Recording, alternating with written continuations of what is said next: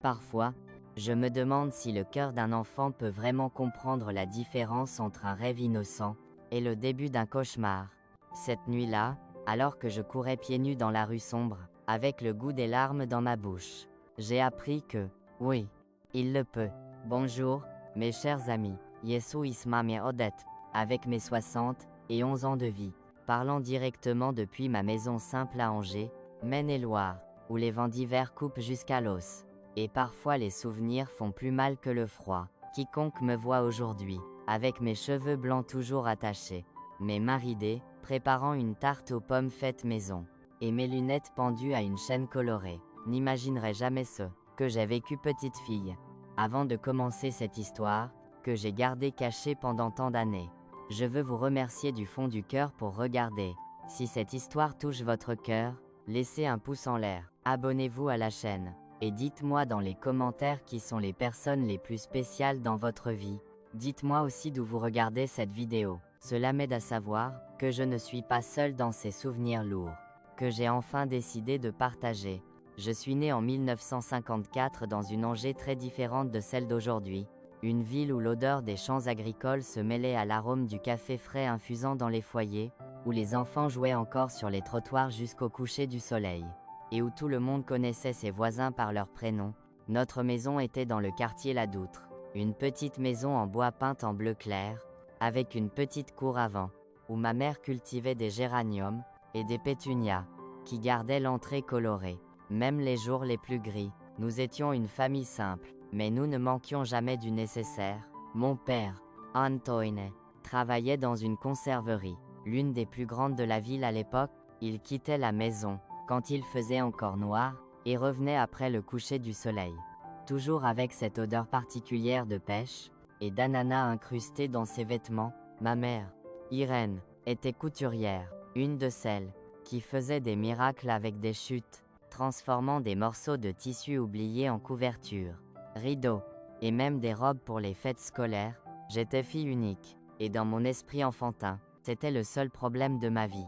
Alors que d'autres filles se plaignaient de frères, qui tiraient leurs tresses, ou cassaient leurs poupées, je rêvais d'avoir quelqu'un avec qui partager mes jouets, mes secrets, ma vie, un petit frère ou une petite sœur, qui serait mon compagnon pour toujours. Maman, quand aurais-je un petit frère? Demandais-je presque tous les jours. En aidant à étendre le linge sur la corde dans la cour arrière, ma mère souriait toujours de cette manière. Mi triste, mi espoir. Un jour, ma fleur, quand Dieu le voudra. Je ne comprenais pas pourquoi Dieu mettait tant de temps à le vouloir, puisque je priais tous les soirs, demandant un petit frère. Je faisais aussi des promesses enfantines. Je promettais de faire mon lit tous les jours, de manger toute la nourriture dans mon assiette sans me plaindre, d'avoir seulement de bonnes notes à l'école. Mais les mois passaient, et ma demande restait sans réponse. Notre routine était simple et prévisible. Le matin, mon père partait au travail, après avoir bu le café noir fort que ma mère préparait.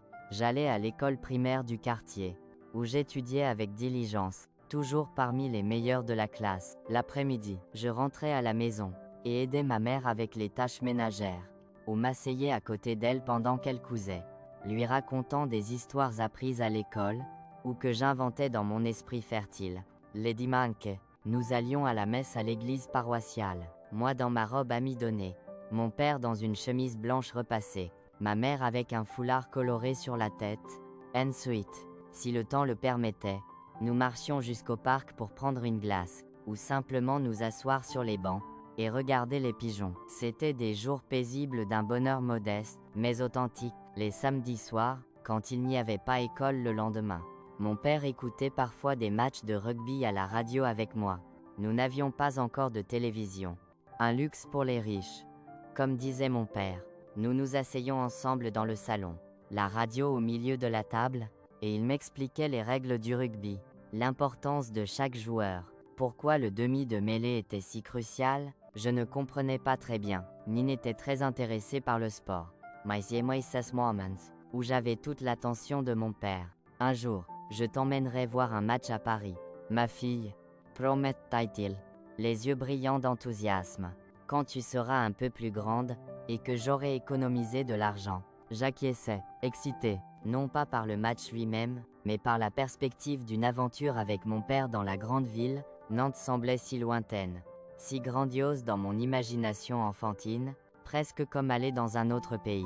À l'école, j'étais une fille calme.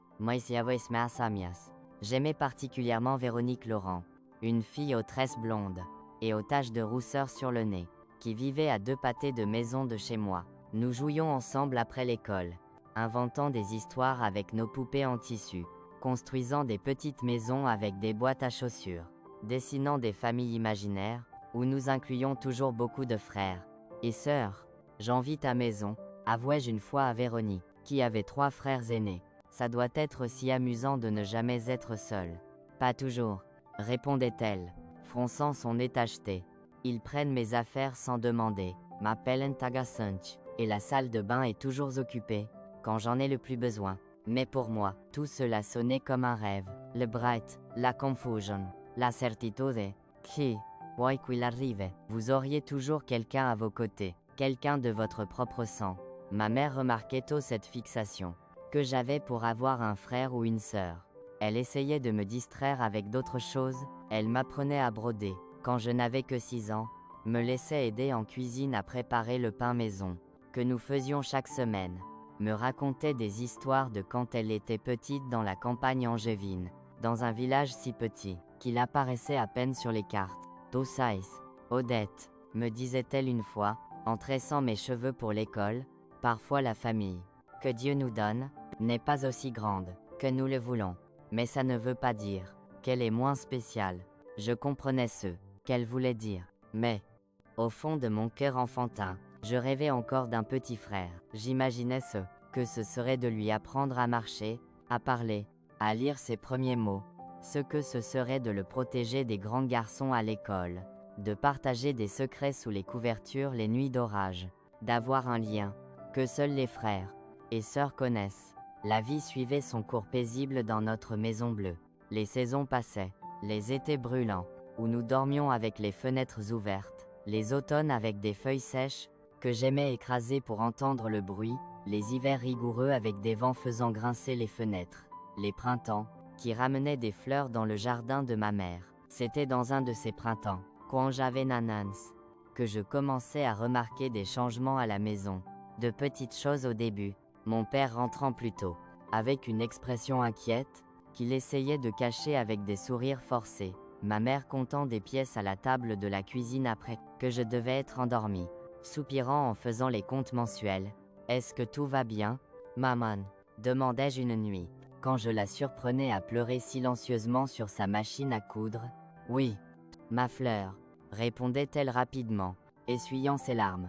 Je suis juste fatiguée. Le travail ne s'arrête jamais, quand on a une famille à entretenir.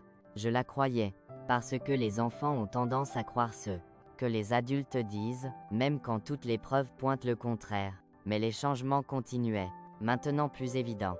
Le petit déjeuner, autrefois abondant avec du pain maison, de la confiture, et parfois même du fromage, devenait juste du pain avec de la margarine. Les nouvelles robes, que ma mère faisait pour moi pour les dates spéciales, étaient remplacées par des vêtements d'occasion de mes cousines aînées. Il faut économiser un peu, expliquait ma mère, quand je demandais pourquoi nous ne pouvions plus prendre de glace les dimanches après la messe. C'est juste pour un moment, jusqu'à ce que les choses s'améliorent. Ce que je ne savais pas alors, je ne l'ai compris que beaucoup plus tard, c'était que la conserverie, où mon père travaillait, était en difficulté. Les commandes avaient diminué. Il y avait des rumeurs de licenciement, et le salaire, qui était auparavant payé à temps, arrivait maintenant en versements irréguliers, quand il arrivait du tout. Même ainsi, notre famille restait unie. Mon père, malgré son inquiétude croissante, trouvait encore du temps pour m'aider avec mes devoirs de mathématiques, la matière que je détestais le plus. Ma mère, toujours débrouillarde, transformait les nécessités en jeu. Elle m'apprenait à faire des poupées en tissu avec des chutes, à préparer une soupe avec ceux qui étaient dans le garde-manger, à apprécier les choses simples, qui ne coûtaient rien. Regarde comme c'est beau, disait-elle, m'appelant à la fenêtre, quand le soleil se couchait, peignant le ciel de rose et d'orange. Même l'homme le plus riche du monde ne peut pas acheter une vue comme celle-là. Yanze, C'était une de ces nuits, regardant le ciel avec ma mère à notre fenêtre de cuisine, que je remarquai quelque chose de différent en elle, une lueur spéciale dans ses yeux, une main qui reposait inconsciemment sur son ventre, un sourire qui semblait cacher un secret. Maman, demandai-je, mon cœur s'accélérant, avec une soudaine suspicion. Tu es différente aujourd'hui. Elle me regardait un long moment, comme si elle décidait, si j'étais assez grande pour savoir, puis elle s'agenouillait devant moi, prenait mes mains dans les siennes, et disait les mots que j'avais attendus toute ma courte vie. Odette, ma fille, tu vas avoir un petit frère ou une petite sœur. Il y a un bébé qui grandit ici. Et elle prenait ma main sur son ventre encore plat. La joie que je ressentais à ce moment est indescriptible. C'était comme si toutes les lumières du monde s'étaient allumées en même temps dans ma poitrine. Yes, autais, criais, enlaçait ma mère avec toute la force que mes petits bras maigres pouvaient rassembler. Mon rêve se réalisait. J'allais enfin avoir mon petit frère. Qu'en naîtra-t-il? Est-ce un garçon ou une fille? Puis choisir le nom. Où dormira-t-il? Puis-je aider à m'en occuper? Les questions sortaient rapidement, sans donner à ma mère le temps de répondre. Elle riait, émue par mon enthousiasme. Calme-toi, ma fleur. Le bébé ne naîtra que dans plusieurs mois. Et nous ne savons pas encore si c'est un garçon ou une fille. Nous le découvrirons ensemble. D'accord. Cette nuit-là, je ne pouvais pas dormir correctement. Ma tête bourdonnait de plans pour le bébé. J'imaginais que ce serait de le tenir dans mes bras pour la première fois. Comment je lui apprendrais toutes les choses importantes que j'avais déjà apprises dans mes 9 ans de vie. Comment je serais la meilleure grande sœur du monde. Je commençais même à faire une liste de noms que je trouvais jolis pour suggérer à ma mère. Le lendemain matin, quand mon père s'asseyait pour le café, avant de partir au travail, je pouvais à peine contenir mon excitation. Il ne savait pas encore la nouvelle. Ma mère me l'avait dit en premier. Notre petit secret de femme, mais maintenant, il était temps de partager avec lui. Papa, devine quoi? Maman va avoir un bébé. Je vais avoir un petit frère, m'exclamai-je. Dès qu'il s'asseyait à la table, le silence, qui suivait, était le premier signe que tout ne serait pas aussi parfait que je l'avais imaginé. Mon père se figeait, avec sa tasse de café, à mi-chemin de sa bouche. Son visage, normalement affectueux, se durcissait en une expression que je n'avais jamais vue auparavant. Quoi? Demandait-il, regardant ma mère, qui était debout près de la cuisinière, aussi pâle qu'est la farine que nous utilisions pour faire le pain. C'est vrai, Antoine, confirmait-elle, sa voix presque un murmure. Je suis enceinte, presque 2 mois. La tasse revenait sur la table avec un bruit sec. Comment est-ce arrivé? Maintenant. Irène? Ouais. Je ne comprenais pas pourquoi mon père n'était pas heureux. Dans mon esprit enfantin, un bébé était toujours une cause de joie. Je ne réalisais pas alors le poids des mots, maintenant, ni ne comprenais le regard angoissé que ma mère me lançait. Odette, ma fille, va te brosser les dents, pour que nous puissions aller à l'école, disait-elle, essayant de sembler normale, mais je pouvais sentir la tension dans sa voix. Maïs, maman, je veux rester, et parler du bébé. Maintenant, Odette, insistait-elle, avec une fermeté rare. Je ne veux pas que tu sois en retard. Je quittais la cuisine à contre-cœur, mais je n'allais pas à la salle de bain. Je restais dans le couloir, caché, essayant d'entendre la conversation de mes parents. Les voix étaient basses, tendues, des mots brisés, que je pouvais à peine distinguer. Post d'argent, même pour nous trois, ce n'était pas prévu. Mais c'est arrivé. Que va-t-on faire maintenant? La conserverie. Des fragments, qui n'avaient aucun sens pour moi à l'époque, mais qui plantaient la première graine d'inquiétude dans mon cœur. Auparavant joyeux, je réalisais, même sans comprendre pleinement, que le bébé, qui était un rêve réalisé pour moi, représentait un problème pour mon père. Un problème à un moment, qui apparemment était déjà difficile. Ce matin-là, je partais à l'école avec un esprit confus, partagé entre la joie d'avoir enfin un frère, et l'inquiétude face à la réaction de mon père, assise à mon pupitre, pendant que l'enseignante expliquait les fleuves français. Je rêvassais, imaginant que serait notre famille avec le nouveau membre. Dans mon fantasme, mon père finirait par accepter l'idée, serait aussi heureux que moi, quand le bébé naîtrait, et nous vivrions tous heureux, comme dans les histoires que ma mère me racontait avant de dormir. Je ne savais pas encore que la réalité serait très différente de mon imagination enfantine, que ce matin marquait non seulement l'annonce d'une nouvelle vie, mais aussi le début de la fin de la famille que je connaissais, que le rêve, pour lequel j'avais tant prié, se transformerait en cauchemar, qui me hanterait pendant des décennies. Maïsa, Meskers, c'est une partie de l'histoire que je vous raconterai dans la section suivante. Pour l'instant, je veux que vous gardiez l'image de cette fillette de 9 ans, avec des tresses et des chaussettes montant aux genoux, rêvant d'un petit frère, tout en dessinant des familles heureuses dans son cahier d'école, une fille qui croyait encore que tous les rêves, lorsqu'ils se réalisent, n'apportent que du bonheur. Êtes-vous, mes amours, vous souvenez-vous du premier moment où vous avez réalisé que les adultes ne sont pas toujours heureux des choses qui devraient apporter de la joie? Dites-le moi dans les commentaires. D'accord, cette mamie aime lire chaque petit mot que vous écrivez, et si vous avez aimé cette première partie de mon histoire, laissez ce pouce en l'air, qui réchauffe le cœur de cette vieille dame. Continuons notre conversation, car cette histoire a encore beaucoup à raconter. Les jours qui suivaient l'annonce de la grossesse de ma mère étaient comme marcher sur une glace fine, chaque pas pris avec soin, chaque mot mesuré, la tension dans l'air si épaisse qu'on pouvait presque la couper avec un couteau. Notre maison bleue, autrefois un havre de tranquillité, semblait maintenant garder un secret lourd, que personne n'osait mentionner ouvertement.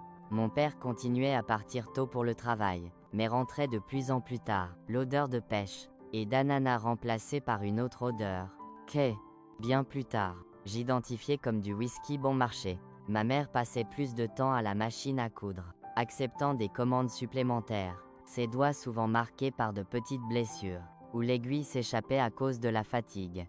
J'essayais de maintenir mon enthousiasme pour le bébé, dessinant des berceaux et des poussettes dans mon cahier d'école, gardant des chutes de tissu colorés que je trouvais dans les restes de couture de ma mère, pour faire des vêtements de poupée, qui serviraient d'entraînement pour les vêtements de mon petit frère.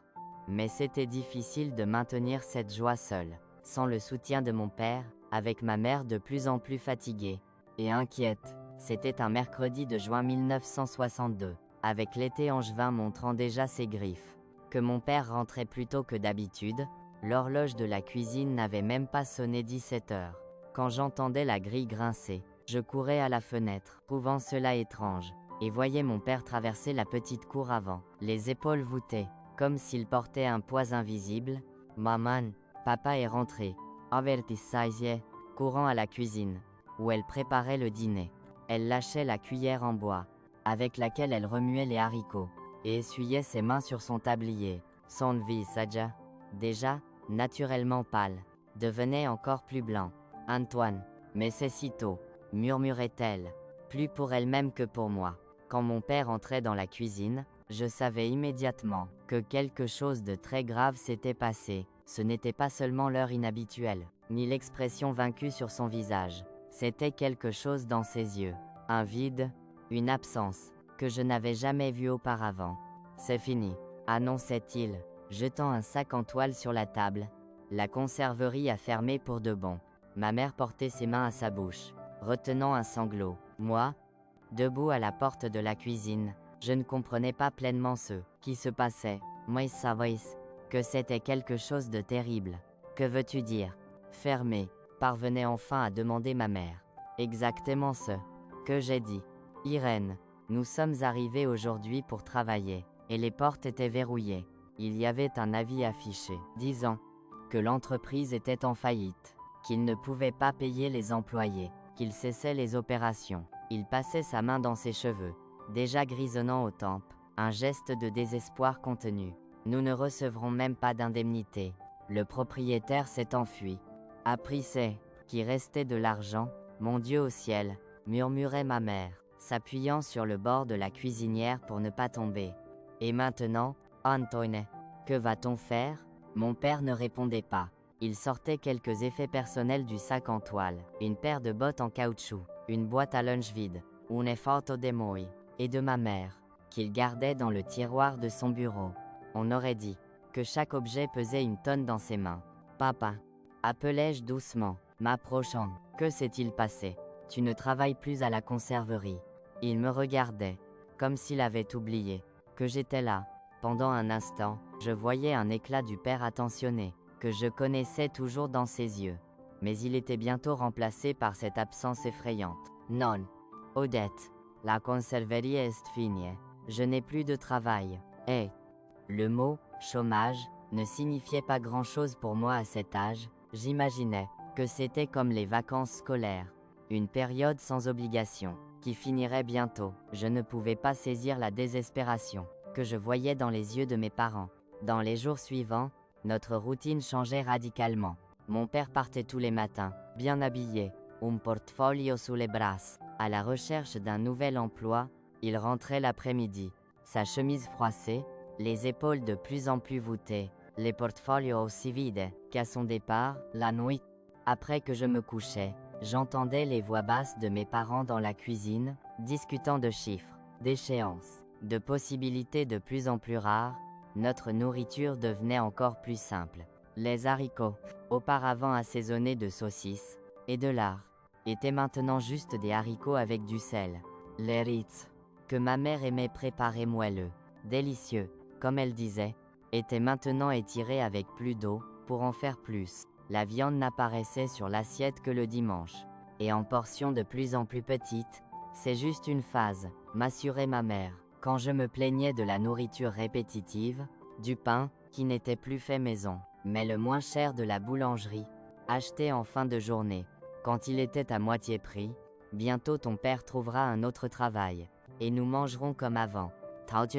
Mais les semaines se transformaient en mois, et la situation ne faisait qu'empirer. Le ventre de ma mère commençait à grossir, rendant plus difficile pour elle de travailler à la machine à coudre pendant de longues heures. Des douleurs dorsales, des pieds gonflés, une fatigue constante. Tout cela réduisait sa capacité à accepter des commandes. Précisément, quand nous avions le plus besoin de revenus supplémentaires, l'été 1962 était particulièrement rude à Angers. L'Eventschau et sec, qui descendait des montagnes, semblait trouver toutes les fissures de notre maison en bois. Nous dormions avec juste un drap fin, beaucoup d'entre eux rapiécés. Je portais des chaussettes pour dormir, quelque chose dont je n'avais jamais eu besoin auparavant. La cuisinière de la cuisine, notre principale source de chaleur en hiver, était maintenant allumée avec parcimonie. Le bois coûtait aussi de l'argent. Une nuit, je me réveillais au son de quelque chose qui se brisait. Effrayé, je sortais du lit et allais à la porte de ma chambre, ouvrant juste une fente pour jeter un coup d'œil dans le couloir. La lumière de la cuisine était allumée, et je pouvais entendre la voix de mon père, plus forte que d'habitude. Comment allons-nous supporter un autre enfant? Irène, nous avons à peine assez pour manger maintenant. Et quand le bébé naîtra, couches, lait, médecin, avec quel argent? Parle doucement. Antoine, tu vas réveiller Odette, suppliait ma mère, sa voix tremblante. Ce n'est pas la faute du bébé. Bien sûr que ce n'est pas sa faute, c'est notre faute. Ma faute de ne pas pouvoir trouver un sacré boulot. Ta faute de ne pas avoir été plus prudente. Ne parlez pas comme ça, s'il te plaît, c'est notre enfant. Un autre bruit de quelque chose, qui se brisait, me faisait reculer. Je n'avais jamais entendu mon père parler ainsi, jamais vu aussi furieux. Je retournais au lit, m'enroulais dans les draps, et couvrais mes oreilles pour ne plus entendre, des larmes coulant silencieusement sur mon visage. Le lendemain matin, je remarquais des éclats d'une assiette balayée dans un coin de la cuisine, attendant d'être jetée. Ma mère avait un regard distant, pendant qu'elle préparait une bouillie fine pour le petit déjeuner. Mon père était déjà parti, apparemment pour une autre journée infructueuse de recherche d'emploi. Maman, demandai-je, hésitante. Papa n'aime pas le bébé. Elle se tournait vers moi. Surprise, réalisant peut-être, que j'avais entendu la dispute la veille. Elle s'asseyait à côté de moi à la table, et prenait mes mains dans les siennes. Ton père a peur, ma fleur. Les adultes ressentent aussi la peur, tu sais. Il a peur de ne pas pouvoir prendre soin de nous tous, comme un père devrait. Mais le bébé n'est pas coupable, argumentai-je, répétant ce que je l'avais entendu dire. Non, il ne l'est pas. Personne n'est coupable. Ce sont les circonstances. Odette, parfois la vie nous met dans des situations difficiles pour tester notre force. Elle caressait mes cheveux. Mais tout ira bien. Tu verras, nous sommes une famille, et les familles affrontent les difficultés ensemble. Agne. Je voulais la croire, je voulais vraiment croire, que tout irait bien, que mon père trouverait un emploi, que nous redeviendrions la famille heureuse, que nous étions avant. Maintenant avec un nouveau membre, mais la peur s'était installée en moi, comme une ombre froide, qui me suivait même les jours ensoleillés. À l'école, mon enseignante, Madame Camille Roche, remarquait le changement. Moi, qui avais toujours été une élève participative, j'étais maintenant silencieuse, distraite, parfois avec un cahier vide à la fin du cours. Est-ce que tout va bien à la maison, Odette demandait-elle un jour, me convoquant pour parler après, que tout le monde était parti. Je ne savais pas quoi répondre. À la maison, ma mère disait toujours de ne pas commenter nos difficultés avec quiconque. Les problèmes de famille se règlent en famille, était sa devise. Mais Madame Camille avait des yeux bienveillants, et une voix, qui inspirait confiance. Mon père a perdu son travail, avouai-je enfin, et ma mère va avoir un bébé. Nous n'avons pas d'argent. Elle hochait la tête, compréhensive. Beaucoup de familles traversent des difficultés. Odette, la situation économique du pays n'est pas facile. Elle prenait quelque chose dans son tiroir, et me le tendait, un petit paquet enveloppé dans du papier brun. C'est pour toi, ouvre-le en rentrant chez toi. C'était une boîte de crayons de couleur, avec 12 couleurs différentes, bien plus belles que ma vieille boîte de 6 crayons, déjà usée presque jusqu'au bout. J'étais sans voix face à ce cadeau inattendu. Merci, maîtresse, murmurai-je, tenant la boîte contre ma poitrine. De rien, ma chère. Et souviens-toi, même les nuages les plus sombres passent, le soleil brille toujours à nouveau. Cet acte de gentillesse éclairait ma journée, mais la situation à la maison continuait de se détériorer. Juillet cédait la place à août, août à septembre, et mon père restait sans emploi. Les économies, que mes parents avaient mises de côté, jamais très substantielles, arrivaient à leur fin. Nous commencions à vendre des choses. D'abord la radio, où nous écoutions les matchs, puis la machine à coudre de ma mère, son outil du travail, mais qu'elle pouvait à peine utiliser avec son ventre de 6 mois. La vente de la machine était particulièrement douloureuse, c'était une Singer noire, une de celles avec une pédale en fer, qui avait appartenu à ma grand-mère maternelle. Ma mère pleurait, quand l'homme du monde-piété l'emportait, mais nous n'avions pas le choix. Le loyer était en retard, et le propriétaire, auparavant compréhensif, commençait à menacer d'expulsion. Avec l'argent de la machine, nous payions 2 mois de loyer en retard, et achetions de la nourriture. Mais c'était une solution temporaire, comme mettre un pansement sur une coupure profonde, qui avait besoin de points de suture. C'était pendant cette période, que mon père commençait à boire plus sérieusement. Avant, il prenait une bière occasionnelle avec des amis le week-end, ou un verre de vin lors des fêtes familiales. Maintenant il rentrait sentant le whisky presque tous les jours. L'argent, qui aurait dû être pour la nourriture, les loyers, les nécessités de base, commençaient à être détournés pour l'alcool. Tu dépenses pour du whisky le peu que nous avons, entendais-je ma mère lui demander une nuit, sa voix se brisant. Et que veux-tu, qu'elle fasse, Irène, répondait-il, son discours déjà brouillé. Rester sobre pour penser tout le temps que je suis un échec, que je ne peux pas subvenir aux besoins de ma propre famille, que je vais avoir une autre bouche à nourrir, et que je n'ai même pas assez pour la fille, que j'ai déjà. Boire ne résoudra rien.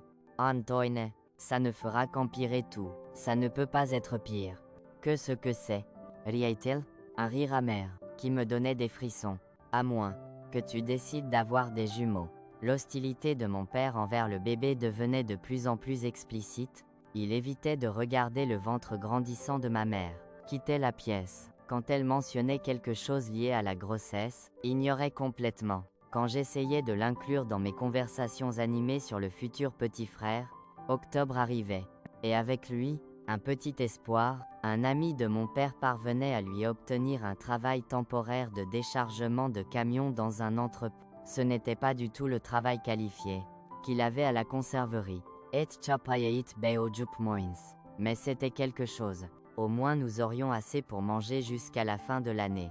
Le travail était dur pour un homme de presque 40 ans, qui n'avait jamais fait de travail manuel lourd. Mon père rentrait épuisé, avec des mains pleines de callosité, les doses doloreo. Mais pendant quelques semaines, il semblait que l'ancienne énergie était revenue, il souriait plus, parlait de projets pour l'avenir, commençait même à demander si ma mère avait besoin de quelque chose de spécial pour le bébé. Peut-être que les choses s'améliorent enfin, commentait ma mère une nuit, en m'aidant avec mes devoirs. Son ventre était maintenant gros, et le bébé bougeait tellement que parfois nous pouvions voir les contours d'un petit pied, ou d'une main pressant contre la peau tendue. Ton père travaille, bientôt ce sera Noël, puis le bébé naîtra. Peut-être que 1963 sera une meilleure année pour nous tous. Je voulais la croire, vraiment, mais quelque chose en moi, une intuition, que je ne savais même pas posséder, me disait que la tempête n'avait pas encore complètement passé. Dans la première semaine de novembre, 2 mois avant la naissance prévue du bébé, mon père rentrait plus tôt que d'habitude. Ce n'était pas comme cette fois, où la conserverie avait fermé. Maintenant il ne semblait pas vaincu. Il semblait furieux. Ça se finit, annonçait-il, jetant le sac en toile sur le sol de la cuisine. L'expédition spéciale est terminée. Ils n'ont plus besoin de personnel supplémentaire. Le travail temporaire s'était terminé. Exactement comme le nom le suggérait. Nous étions de retour à la case départ, avec la différence que maintenant, la naissance du bébé était encore plus proche. L'été avait cédé la place à un automne chaud et étouffant, qui rendait la grossesse de ma mère encore plus inconfortable. Et nos réserves financières étaient complètement épuisées. Cette nuit-là, mon père ne rentrait pas à la maison après le dîner. Il partait, disant qu'il allait chercher ses amis, voir si quelqu'un connaissait un travail. Ma mère ne disait rien, restait juste à regarder par la fenêtre, alors qu'il s'éloignait dans la rue mal éclairée. Reviendra-t-il, maman? Demandai-je, inquiète de l'expression sur son visage. Oui, ma fleur, essayait-elle de sourire, mais n'y parvenait pas. Ton père a juste besoin de temps pour réfléchir. Tintin, nous profitions pour faire quelque chose d'amusant, juste toutes les deux.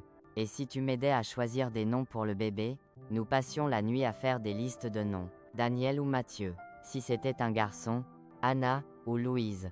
Si c'était une fille, nous dessinions à quoi nous imaginions que serait le visage du bébé. Parlions de comment je serais la meilleure grande sœur du monde. Pendant quelques heures, nous parvenions à oublier nos soucis, vivant dans ce monde d'attente et de rêve que seule une nouvelle vie peut créer. Mon père rentrait tard, très tard. J'étais déjà au lit, mais ne pouvais pas dormir. J'entendais la porte d'entrée s'ouvrir avec difficulté, des pas lourds et incertains dans le couloir, le bruit de quelque chose tombant, probablement lui-même, trébuchant sur ses propres pieds, puis des voix, celle de ma mère, basse, contrôlée, probablement essayant de ne pas me réveiller, la sienne, forte, brouillée, sans le même soin. Ça ne peut pas continuer comme ça. Antoine, pense à Odette, pense au bébé, le bébé, la bébé, toujours ce sacré bébé, tu ne parles de rien d'autre. Le ton de la discussion montait sans cesse, des mots que je n'avais jamais entendus de mon père, des accusations, des récriminations, la voix de ma mère de plus en plus angoissée, essayant de le calmer, de le faire baisser le ton, puis le son, qui changerait tout, le bruit immistakable d'une gifle, suivi du cri étouffé de ma mère. Je sautais hors du lit, les cœurs battantes, je courais à la porte de ma chambre, ouvrais une fente, regardais dans le couloir, la lumière de la cuisine était allumée, projetant des ombres allongées sur les murs. Ce que je voyais, ensuite resterait gravé dans ma mémoire pour toujours, comme une cicatrice, qui ne disparaît jamais complètement. Mon père, cet homme, qui avait autrefois été doux et taillement, maintenant transformé par l'alcool, et le désespoir, levant la main contre ma mère, enceinte de 7 mois. Nous n'aurions jamais dû avoir ce bébé, cria-t-il, hors de lui. C'est un fardeau que nous ne pouvons pas porter. Ma mère, tombée sur le sol de la cuisine, une main sur son visage, où elle avait été giflée, l'autre protégeant instinctivement son ventre. S'il te plaît, Antoine, pense à ce que tu dis. Je suis fatigué de penser, fatigué de m'inquiéter. Si ce n'était pas pour cet enfant, nous pourrions recommencer, aller à Nantes, à Paris, n'importe où. Je pourrais trouver du travail. Le bébé n'est pas coupable. Le bébé ne devrait même pas exister. Et puis, l'impensable, mon père, saisi d'une fureur aveugle, que je n'avais jamais vue auparavant, donnait des coups de pied à ma mère, pas une fois, mais plusieurs, sur la jambe, sur la cuisse, et enfin sur le ventre, qui portait mon petit frère tant rêvé. Le cri de douleur de ma mère me glaçait jusqu'aux os. C'était un son qui ne semblait pas humain, un cri primal de douleur et de peur qui résonnait dans la maison silencieuse. Je ne réfléchissais pas 2 fois, j'ouvrais complètement la porte de ma chambre et courais à la cuisine, me jetant entre mon père et ma mère. Arrête, papa, tu vas faire mal au bébé. Pendant un instant, il semblait confus, comme s'il ne me reconnaissait pas. Ses yeux, injectés de sang et troubles, se fixaient sur mon visage, et pendant un instant, je voyais un éclat de reconnaissance, peut-être même de honte. Mais il était bientôt remplacé par cette fureur aveugle à nouveau. Dégage, Odette, ce n'est pas une affaire d'enfant. Non, cria Aïssia, m'accrochant aux jambes de ma mère, formant une barrière humaine avec mon petit corps. Je ne te laisserai pas faire mal à maman. Et à mon petit frère. Il hésitait, sa main levée en l'air. Pendant un moment terrible, je pensais qu'il allait me frapper aussi. Mais quelque chose dans cette scène, sa fille de 9 ans, protégeant désespérément sa mère tombée, semblait pénétrer le brouillard alcoolique qui obscurcissait son esprit. Il baissait lentement la main, reculait d'un pas, regardait ses propres mains, comme si elles appartenaient à quelqu'un d'autre. Puis, sans rien dire de plus, il se tournait et quittait la cuisine, ses pas lourds résonnant dans le couloir. La porte d'entrée, claquant derrière lui, je restais là, enlaçant ma mère, sentant son corps trembler contre le mien. C'est alors seulement que je remarquai le sang, un filet sombre coulant entre ses jambes, tachant le sol de la cuisine. Maman, murmurai-je, la panique grandissant en moi. Maman, tu saignes. Elle baissait les yeux, voyait le sang, et son visage, déjà pâle de douleur, devenait complètement blanc. Mon bébé, gémissait-elle, ses mains serrant son ventre. Mon bébé, je n'avais jamais ressenti une telle impuissance, une telle peur, que je devais faire quelque chose, que ma mère et mon petit frère avaient besoin d'aide immédiatement. Je vais chercher de l'aide. Maman, promet-Taïsien, me levant avec difficulté, ne bouge pas, je vais trouver quelqu'un. Je courais hors de la maison, comme je n'avais jamais couru auparavant. Piatznos, en chemise de nuit, sans me soucier du froid de la nuit, ni des regards curieux des rares personnes encore dans la rue à cette heure. Je courais jusqu'à perdre mon souffle, jusqu'à sentir ma poitrine brûler, jusqu'à ce que les larmes brouillent complètement ma vision. Je courais vers le commissariat le plus proche, le seul endroit où mon esprit paniqué pouvait penser, où je trouverais de l'aide. Je courais, comme si ma propre vie en dépendait.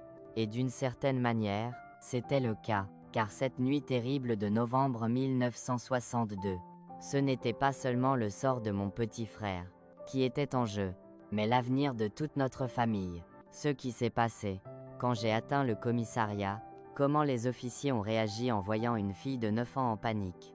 Et c'est que nous avons trouvé en rentrant à la maison. Tiens, mes chers, est une partie du chapitre le plus sombre de ma vie, une histoire que j'ai portée comme une cicatrice invisible pendant plus de 60 ans. Je courais dans la rue sombre, le cœur battant presque hors de ma bouche, mes pieds nus blessés par les pierres et les morceaux de verre que je ne sentais même pas. La peur me propulsait comme un moteur invisible. Peur de perdre ma mère, peur de perdre le petit frère, qui n'était même pas encore né, peur de ce que mon père pourrait faire, s'il revenait avant que j'obtienne de l'aide. Le commissariat était à 8 pâtés de maison de notre maison, dans le centre d'Angers. À l'époque, ce n'était pas un bâtiment imposant, comme ils le sont aujourd'hui, mais une vieille maison adaptée avec une enseigne décolorée, et une seule voiture de patrouille garée devant. La lumière jaunâtre sortant des fenêtres était la chose la plus réconfortante que je voyais cette nuit terrible. Je trébuchais à l'intérieur, essoufflé, les larmes mêlées de sueur sur mon visage. 2 hommes étaient à l'intérieur. L'un, plus jeune, en uniforme, assis derrière un vieux bureau, remplissant un papier. L'autre, plus âgé, avec une moustache grisonnante et de profonds cernes sous les yeux, se tenait près d'un classeur métallique. Quand ils mi voyatien, une fille de 9 ans en chemise de nuit. Piatznos, le visage déformé par la terreur. Il se figeait un instant. Ma mère, parvenais-je à dire entre des sanglots désespérés. Mon père l'a frappée. Elle est enceinte. Il y a du sang. Ouais. L'officier plus âgé réagissait en premier. Il ne posait pas de questions, ne perdait pas de temps avec des formalités.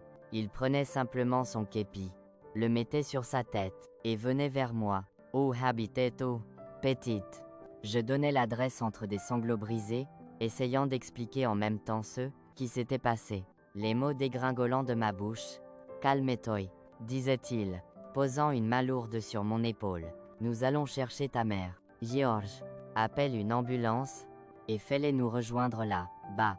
Le jeune officier prenait le téléphone, et commençait à composer. Pendant que l'autre me conduisait dehors vers la voiture de patrouille, il ouvrait la portière pour moi, et m'aidait à monter sur le siège avant. Je n'avais jamais été dans une voiture de police auparavant. Dans d'autres circonstances, j'aurais été fasciné. À ce moment, je ne pouvais penser qu'à retourner à la maison le plus vite possible. Le trajet, qui m'avait semblé sans fin, quand je venais en courant, était couvert en quelques minutes dans la voiture de patrouille.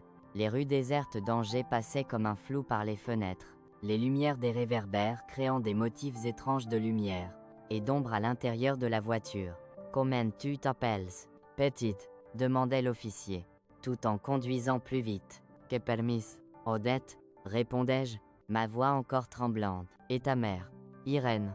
Est-ce que ton père a des armes à la maison, Odette ?»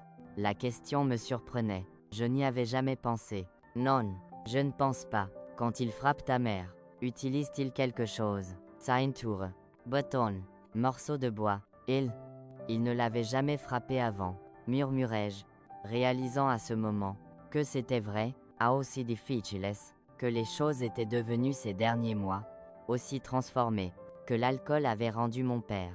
Cette nuit représentait une ligne qu'il n'avait jamais franchie auparavant. C'était juste aujourd'hui. Il est très en colère à cause du bébé. L'officier hochait la tête, les yeux fixés sur la route. Je comprends. Et était-il encore là? Quand tu es parti? Non. Il est parti après l'avoir frappé. Oh.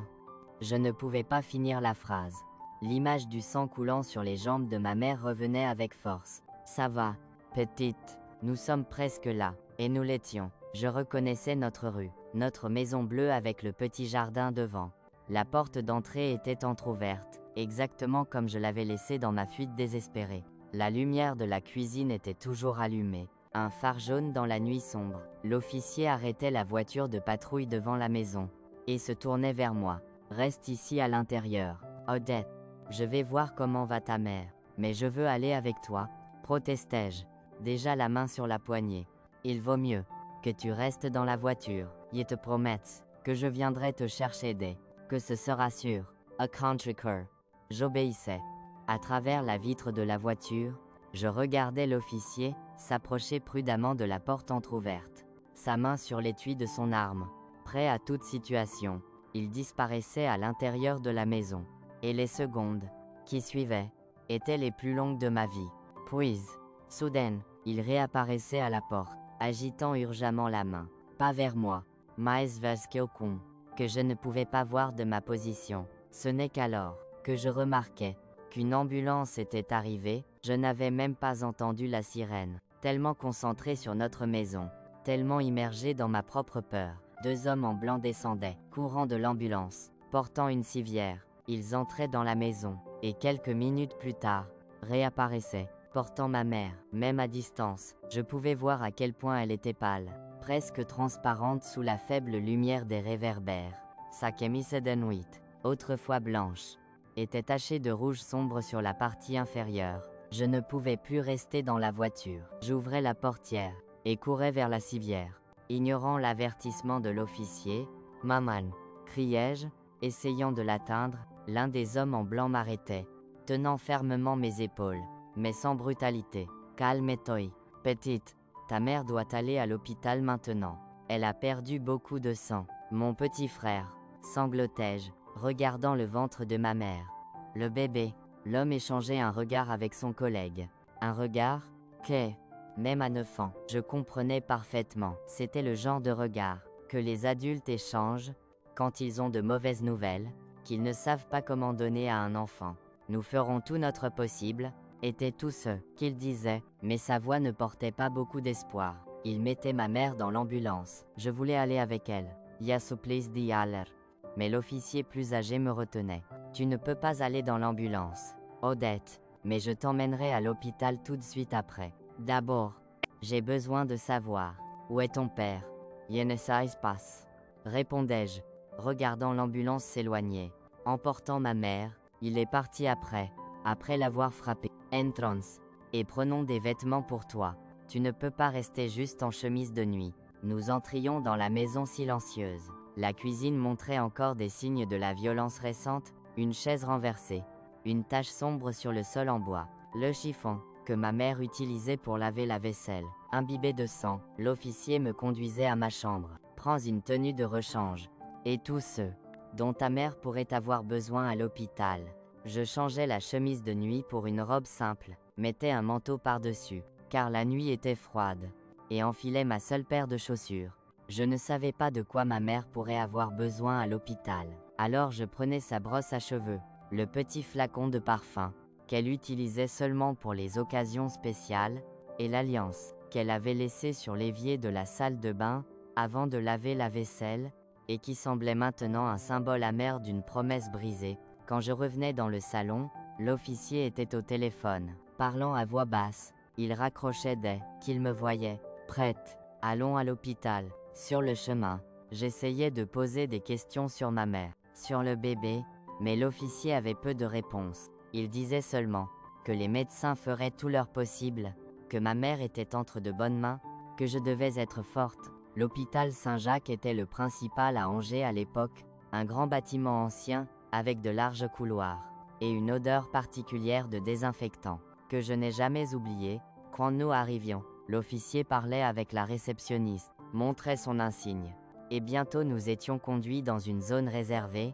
Un médecin venait à notre rencontre, un homme d'âge moyen, cheveux gris aux tempes, yeux fatigués derrière des lunettes à monture fine.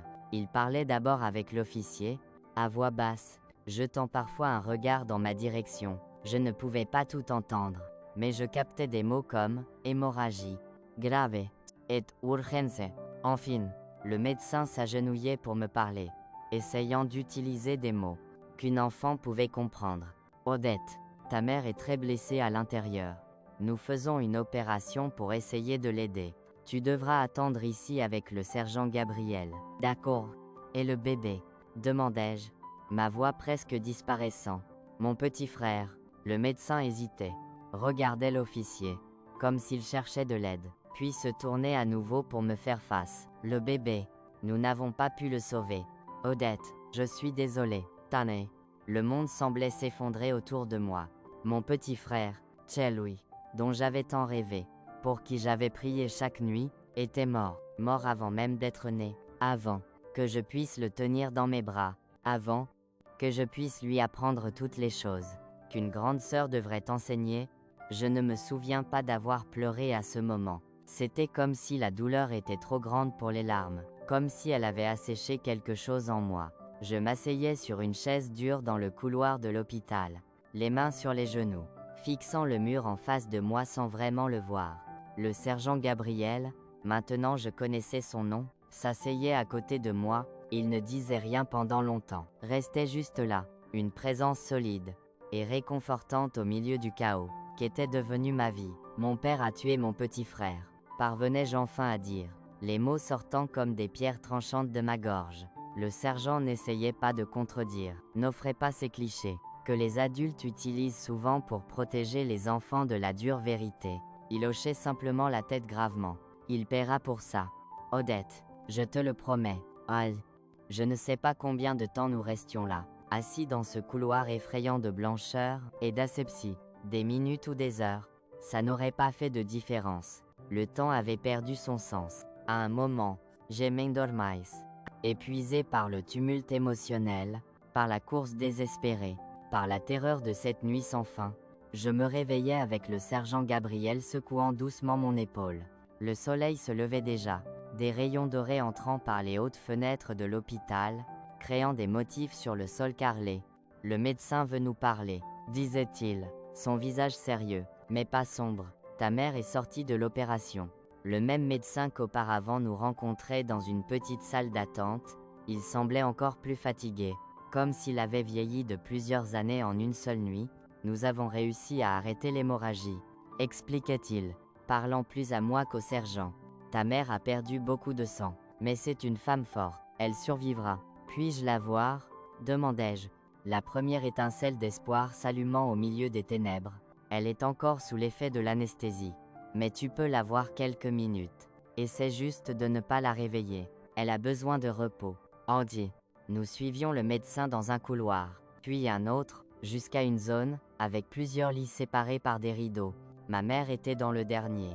Près de la fenêtre, quand je la voyais, je devais retenir un sanglot. Elle était si pâle, si fragile, reliée à des tubes et des machines qui bipaient rythmiquement. Son ventre, autrefois rond et plein de vie, était maintenant plus petit, couvert d'un grand pansement blanc. J'approchais prudemment, craignant de lui faire encore plus mal rien qu'en regardant. Je prenais sa main, froide, mais encore vivante. Je voulais dire tant de choses, m'excuser de ne pas avoir pu la protéger, elle et le bébé, promettre que nous irions bien d'une manière ou d'une autre, mais les mots restaient coincés dans ma gorge. 5 minutes, avertissait le médecin. No licenseoles. Je ne sais pas si ma mère pouvait m'entendre dans cet état, mais je parlais quand même, en chuchotement entrecoupé de sanglots, qui venaient enfin. Je suis tellement désolé, maman. Je suis désolé pour le bébé, mais tu vas aller mieux. Tu verras. No se irons bien. Ah. Quand le médecin revenait pour nous chercher, je lâchais à contre-cœur la main de ma mère, et le suivais dans le couloir, où le sergent Gabriel attendait. Et maintenant? Demandai-je, la réalité pratique commençant à s'imposer. Je ne pouvais pas rentrer à la maison seule. Je n'avais pas d'autres parents à Angers. Et mon père était maintenant un étranger dangereux. Quel con, que je craignais plus, que l'obscurité, que le tonnerre, que toutes les choses qui effraient les enfants. Maintenant, nous allons au commissariat, répondait le sergent. Nous devons enregistrer officiellement ce qui s'est passé. Et ensuite nous trouverons un endroit sûr pour toi, jusqu'à ce que ta mère se rétablisse.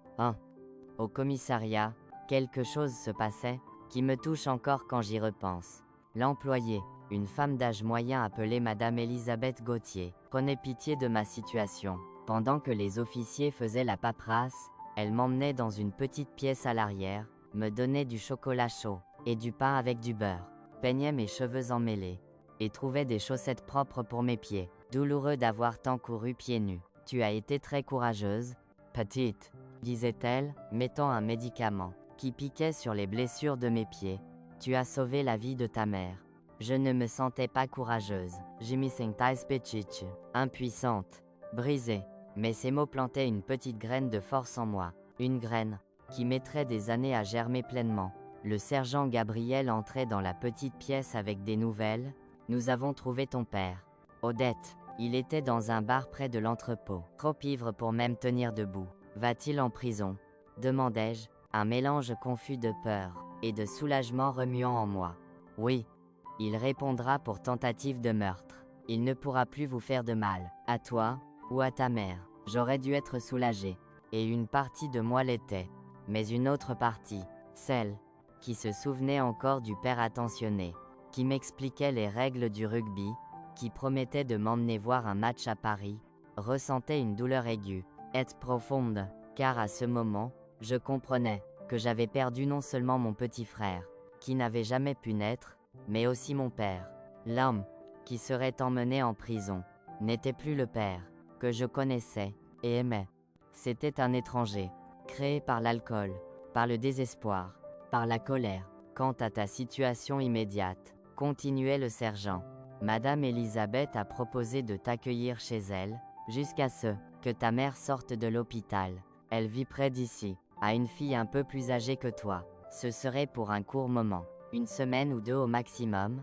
Je regardais Madame Elisabeth, qui me souriait doucement. Elle n'était pas une complète étrangère après ses gentillesses, mais quand même, l'idée d'aller chez quelqu'un que je connaissais à peine m'effrayait. D'un autre côté, quelles étaient les alternatives? Un foyer pour mineurs, rester seul au commissariat. Puis-je rendre visite à ma mère à l'hôpital? Demandai-je, ceci étant ma plus grande préoccupation. Tous les jours, garantissait Madame Elisabeth, je t'y emmènerai moi-même. Et ainsi c'était décidé. J'allais chez Madame Elisabeth, dans sa maison modeste, mais accueillant, rencontrais sa fille, Teresa, qui avait 12 ans, et me prêtait des vêtements, et des livres à lire, et m'adaptait à une routine temporaire. qui incluait des visites quotidiennes à l'hôpital. Chaque jour, ma mère semblait un peu mieux, un peu plus forte, bien que la tristesse dans ses yeux fût un abîme sans fond. Une semaine après l'incident, elle était assez rétablie pour parler de l'avenir. Nous ne pouvons pas retourner dans cette maison. Odette, disait-elle, tenant mes mains dans les siennes. Nous étions seuls dans la chambre d'hôpital, le soleil de l'après-midi entrant par la fenêtre, éclairant son visage encore pâle, mais déterminé. Il y a trop de mauvais souvenirs là, bas maintenant. Oh Irons nous, alors demandai-je, la peur de l'inconnu se mêlant à l'espoir d'un nouveau départ. J'ai une cousine à Nantes. J'ai écrit une lettre, lui racontanche, qui s'est passé. Elle l'a dit, que nous pouvons rester avec elle, jusqu'à ce que nous nous établissions. C'est une grande ville, avec plus d'opportunités. Nous pouvons recommencer là, bas. Nantes, la ville, que mon père avait toujours promis de m'emmener pour voir un match. Maintenant nous y vivrions, mais sans lui, la vie avait parfois une ironie cruelle. Quan partons no. Dès que je sortirai de l'hôpital, peut être la semaine prochaine, le sergent Gabriel a proposé d'aller à notre maison et de prendre nos affaires.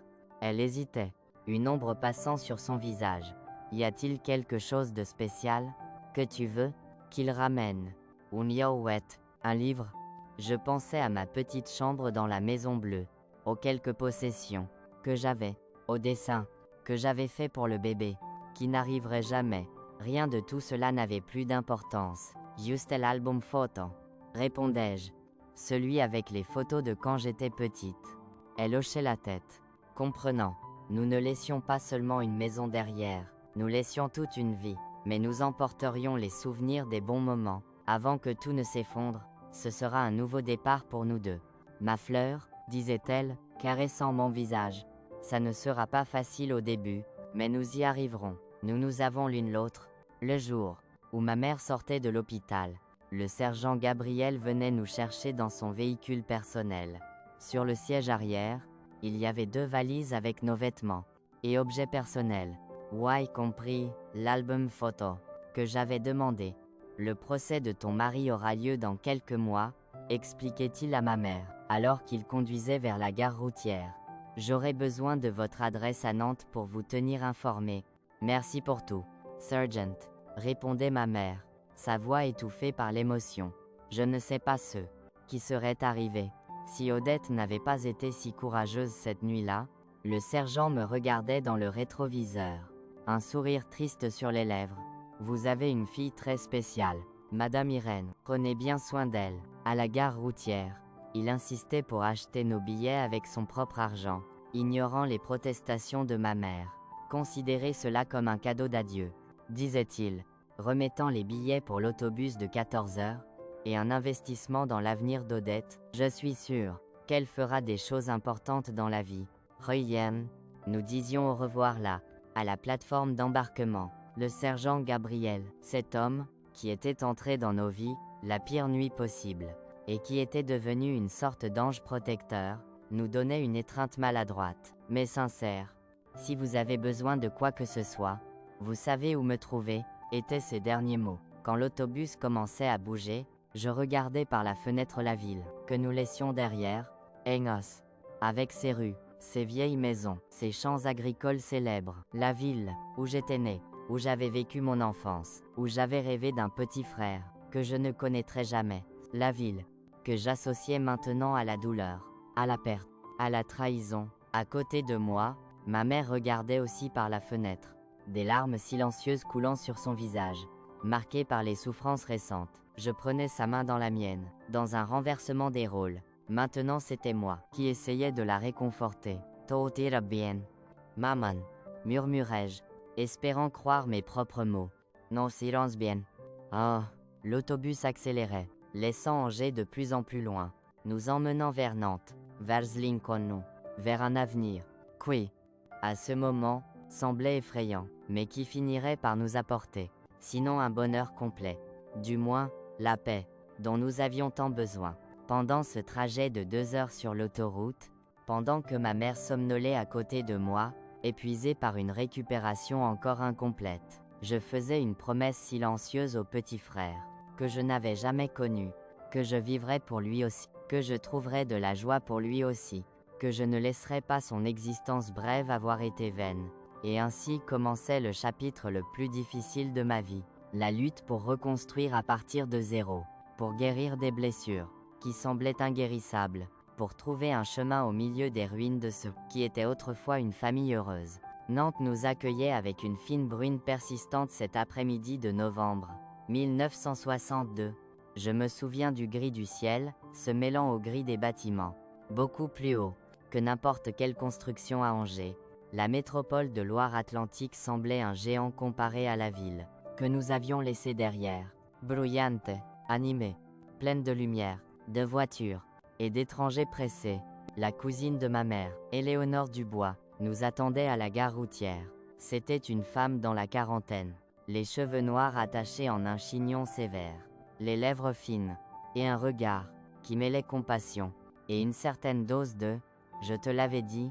Plus tard, je découvrais qu'elle n'avait jamais approuvé le mariage de ma mère avec mon père, pensant qu'il n'était pas fiable. 16 mots. Irène, mon Dieu, tu ressembles à un fantôme, étaient ses premiers mots, en voyant ma mère descendre de l'autobus, encore visiblement affaiblie par l'opération, son visage marqué par une pâleur malsaine, puis ses yeux se posaient sur moi, la fillette maigre de 9 ans avec des cernes profonds, et un regard bien plus vieux que son âge, et ce doit être Odette. La dernière fois, qu'est arrivé, tu étais bébé dans les bras. Yandie. L'appartement d'Éléonore était dans le quartier Saint-Michel à Nantes, dans un vieil immeuble de 3 étages sans ascenseur. Il était petit, un salon, qui servait aussi de chambre pour elle, une petite pièce à l'arrière, où ma mère et moi allions rester, une cuisine exiguë, et une salle de bain, que nous devions partager, mais il était propre, organisé, et surtout sûr, aucun fantôme ne nous y attendait, aucun souvenir douloureux ne rôdait dans les coins. Éléonore travaillait comme secrétaire dans un cabinet d'avocats en centre-ville, et vivait seule depuis la mort de son mari 5 ans auparavant. Il n'avait pas eu d'enfant, quelque chose dont elle disait ne pas regretter. Les hommes n'apportent que des problèmes, et les enfants donnent trop de travail, était sa devise, bien que ses actions fussent bien plus gentilles que 16 mots. Les premiers jours à Nantes, ma mère ne quittait pratiquement pas le lit. La récupération physique de l'opération, ajoutée au traumatisme émotionnel de la perte du bébé et de la violence subie, avait épuisé toutes ses forces. Je passais des heures assise à côté d'elle, racontant des histoires que j'inventais, décrivant ceux que je voyais par la fenêtre de l'appartement, essayant d'une manière ou d'une autre de combler le silence lourd qui s'était installé entre nous.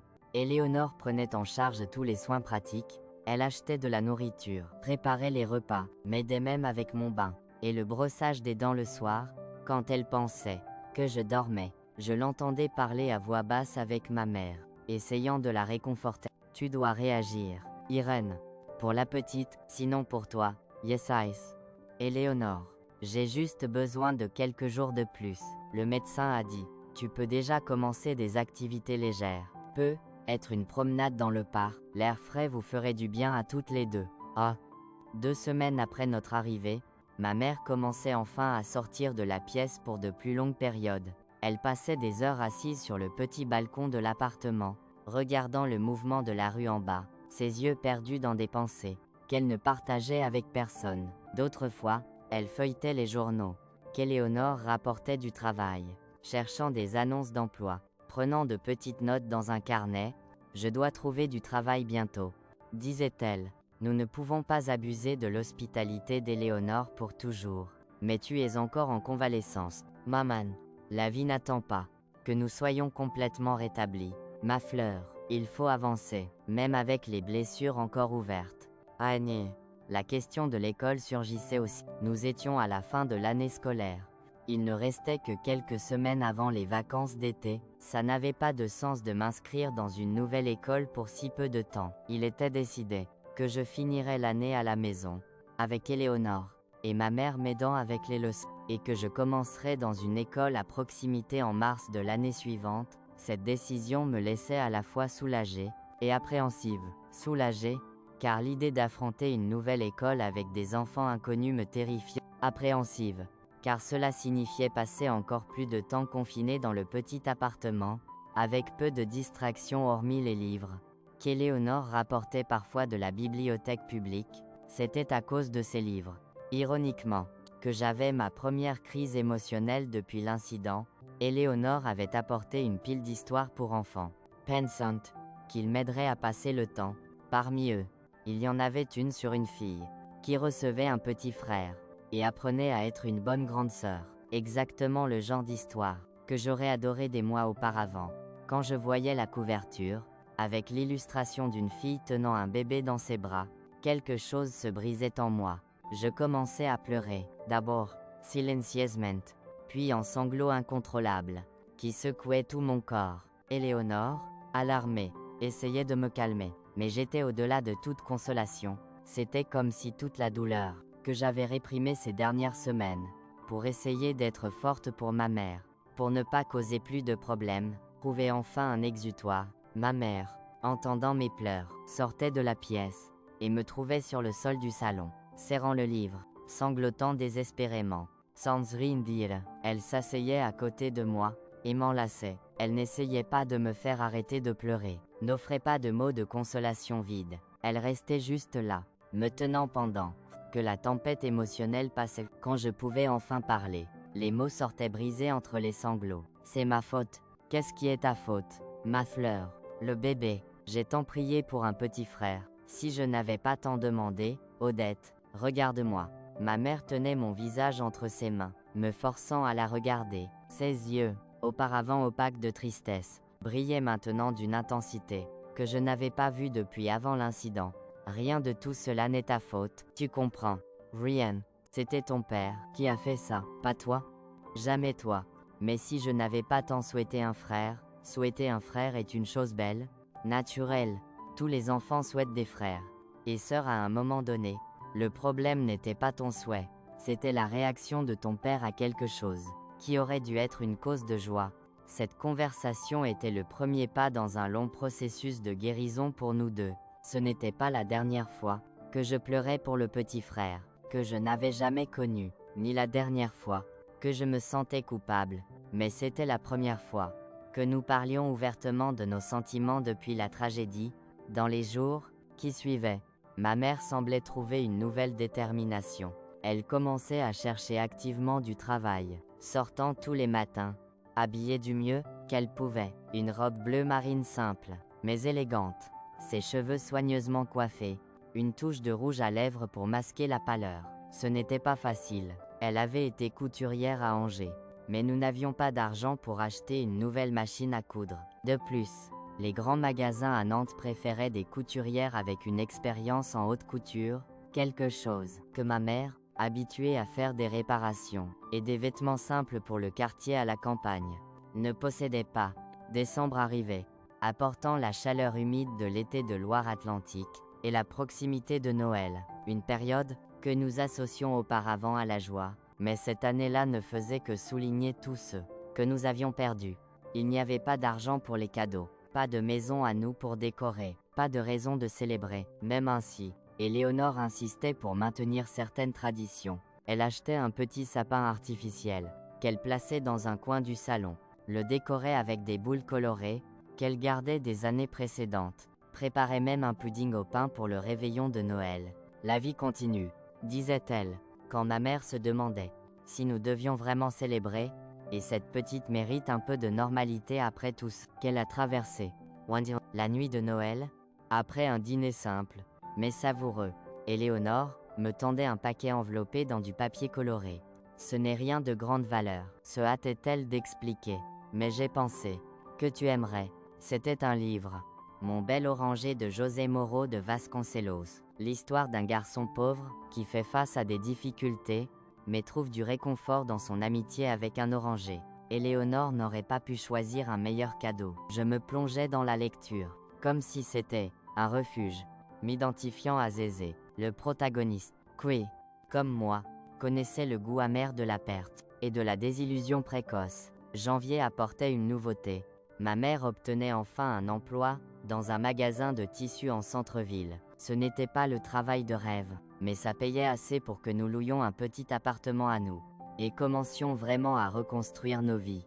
Notre nouvelle maison était un ensemble de 2 pièces dans un vieil immeuble dans le quartier Haut Pavé Saint-Félix, un salon, qui servait aussi de chambre pour ma mère. Une petite pièce, qui devenait la mienne. Une cuisine de la taille d'un placard, et une salle de bain, où l'on pouvait à peine se retourner. Mais c'était à nous, uniquement à nous, et ça faisait toute la différence. Les meubles venaient de boutiques d'occasion, et de dons. Un lit simple pour moi, un canapé, lit pour ma mère. Une petite table avec 2 chaises dépareillées, une cuisinière à 2 feux, un réfrigérateur, qui faisait un bruit étrange, mais fonctionnait. Éléonore nous donnait des assiettes, des couverts, des casseroles, des choses, dont elle avait des doubles, ou qu'elle n'utilisait plus.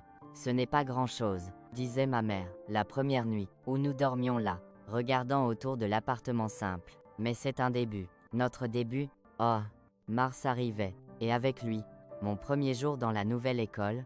L'école primaire au pavé était plus grande que mon ancienne école à Angers, avec plus d'élèves, plus de bruit, plus de tout.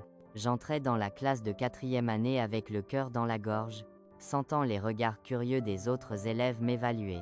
La nouvelle fille avec des vêtements trop simples, le regard effrayé d'un animal acculé. L'enseignante, Madame Sophie Bertrand, me présentait à la classe avec gentillesse. Voici, Odette, qui vient d'Angers, pour vivre avec nous à Nantes. J'espère que vous lui ferez tous sentir la bienvenue. Les premières semaines étaient difficiles.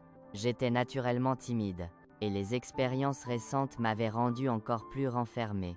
Je m'asseyais au fond de la salle, ne parlais que lorsqu'on me posait directement une question, passais les récréations seul, lisant mon bien-aimé, mon bel oranger, que j'avais déjà mémorisé, à force de relecture. C'était Madame Sophie, qui remarquait mon isolement, et prenait l'initiative de m'aider à m'intégrer, notant que j'avais une facilité avec la rédaction. Écrire des histoires était mon évasion, ma manière de traiter tous ceux qui s'étaient passés. Elle me demandait d'aider d'autres élèves qui avaient des difficultés avec la matière. Tu as un don avec les mots, Odette, me disait-elle, et partager nos dons est une manière de se faire des amis. Oh, lentement, je commençais à sortir de ma coquille, d'abord en aidant Marthe Simon, une fille aux tresses blondes, qui avait des difficultés avec les rédactions, puis Paul Durand, un garçon tacheté de rousseur, qui aimait le rugby, et me rappelait un peu mon père dans les bons moments. Je chassais rapidement cette pensée. Peu à peu, je cessais d'être la nouvelle fille pour devenir Odette, celle qui raconte des histoires cool, et aide avec les rédactions. À la maison, les choses s'amélioraient aussi progressivement. Le travail au magasin de tissus n'était pas idéal, mais il permettait à ma mère d'utiliser ses connaissances en couture pour conseiller les clients, et, occasionnellement, la propriétaire lui permettait de faire de petits travaux de couture pendant son temps libre, ce qui générait un revenu supplémentaire. Les dimanches, notre seul jour complètement libre, nous explorions la ville.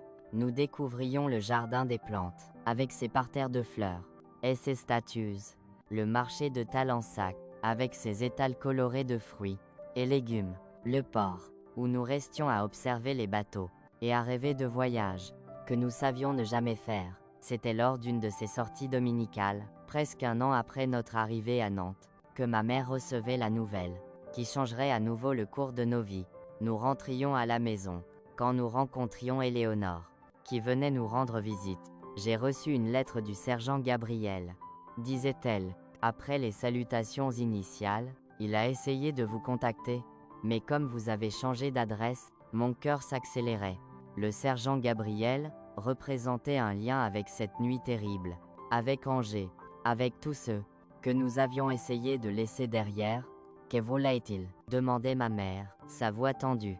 Le procès d'Antoine est terminé. Il a été condamné à 12 ans de prison, pour tentative de meurtre. Et pour ce qui est arrivé au bébé. Ma mère fermait les yeux un instant, absorbant l'information. Quand elle les rouvrait, il y avait un mélange de soulagement et de tristesse dans son regard. 12 ans, murmurait-elle, ça ne ramène pas notre fils, mais au moins il ne pourra faire de mal à personne d'autre pendant un bon moment. Il y a autre chose, continuait Éléonore, hésitante. Dans le cadre de la sentence, tous ces biens ont été confisqués pour payer une indemnisation aux victimes, cela inclut la maison à Angers. Le juge a décidé que la maison soit vendue, et l'argent donné à toi, Irène. en tant que représentante légale d'Odette, qui a aussi été considérée comme victime.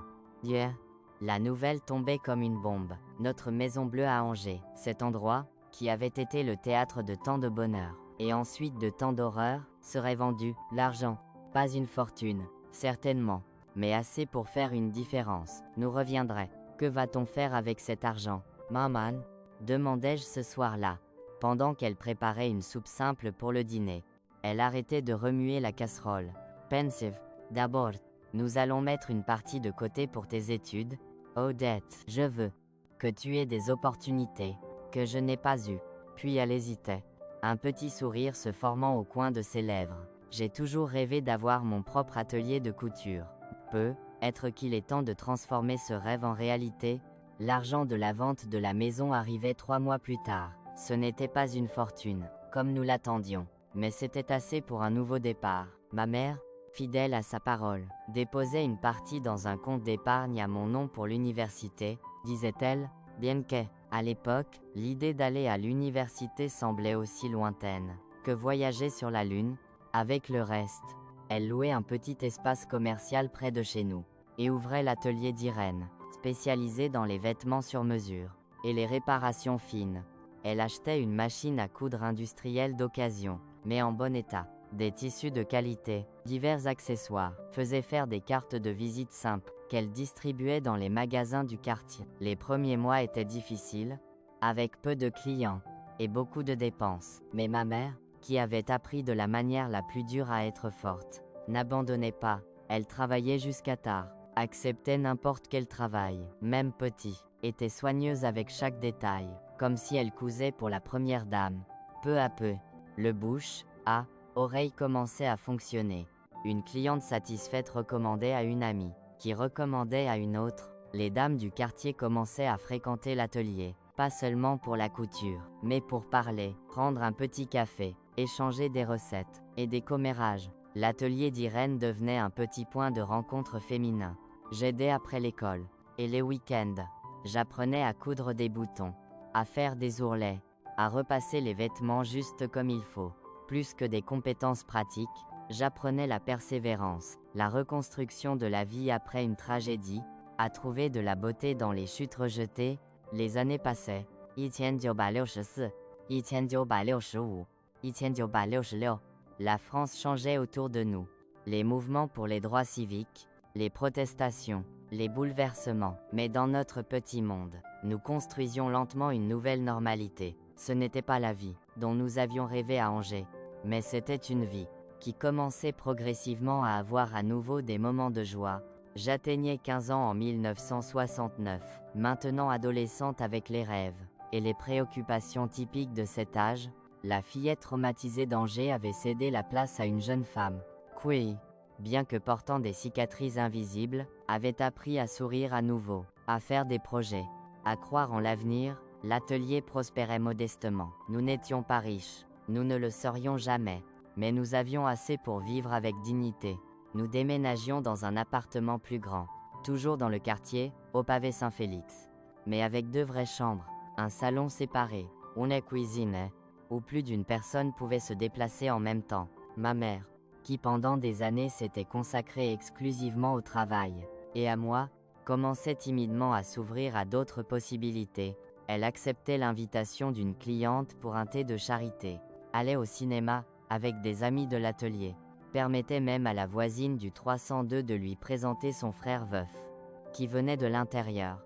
Je ne cherche pas un nouveau mari, m'assurait-elle, remarquant mon regard inquiet, quand elle se préparait pour cette rencontre. Mais je ne peux pas passer le reste de ma vie à avoir peur.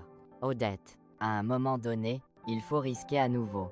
Charles Vasseur, le frère de la voisine, était un homme calme, d'âge moyen, professeur de mathématiques à la retraite, qui donnait maintenant des cours particuliers. Il ne ressemblait en rien à mon père, ni physiquement, ni dans son tempérament. Là où mon père était impulsif et passionné, Charles était calme et réfléchi. Là où mon père était expansif et bruyant, Charles était contenu et silencieux. Il commençait à fréquenter notre maison les dimanches pour le déjeuner. Il apportait toujours un dessert, un livre, qu'il pensait que j'aimerais, une fleur simple pour ma mère. Il n'essayait jamais de prendre le rôle de père pour moi, ne pressait jamais pour plus. Qu'est-ce que ma mère était prête à donner? Lentement, presque imperceptiblement, il devenait partie intégrante de nos vies. Il m'aidait avec les leçons de mathématiques, une matière où j'avais toujours des difficultés, réparait de petites choses dans l'appartement, un robinet qui fuyait, une étagère desserrée, le store qui coinçait, nous emmenait en voiture les dimanches, montrant des parties de Nantes que nous n'avions jamais visitées. En 1970, quand j'avais 17 ans, et en dernière année de lycée, ma mère m'appelait pour une conversation sérieuse.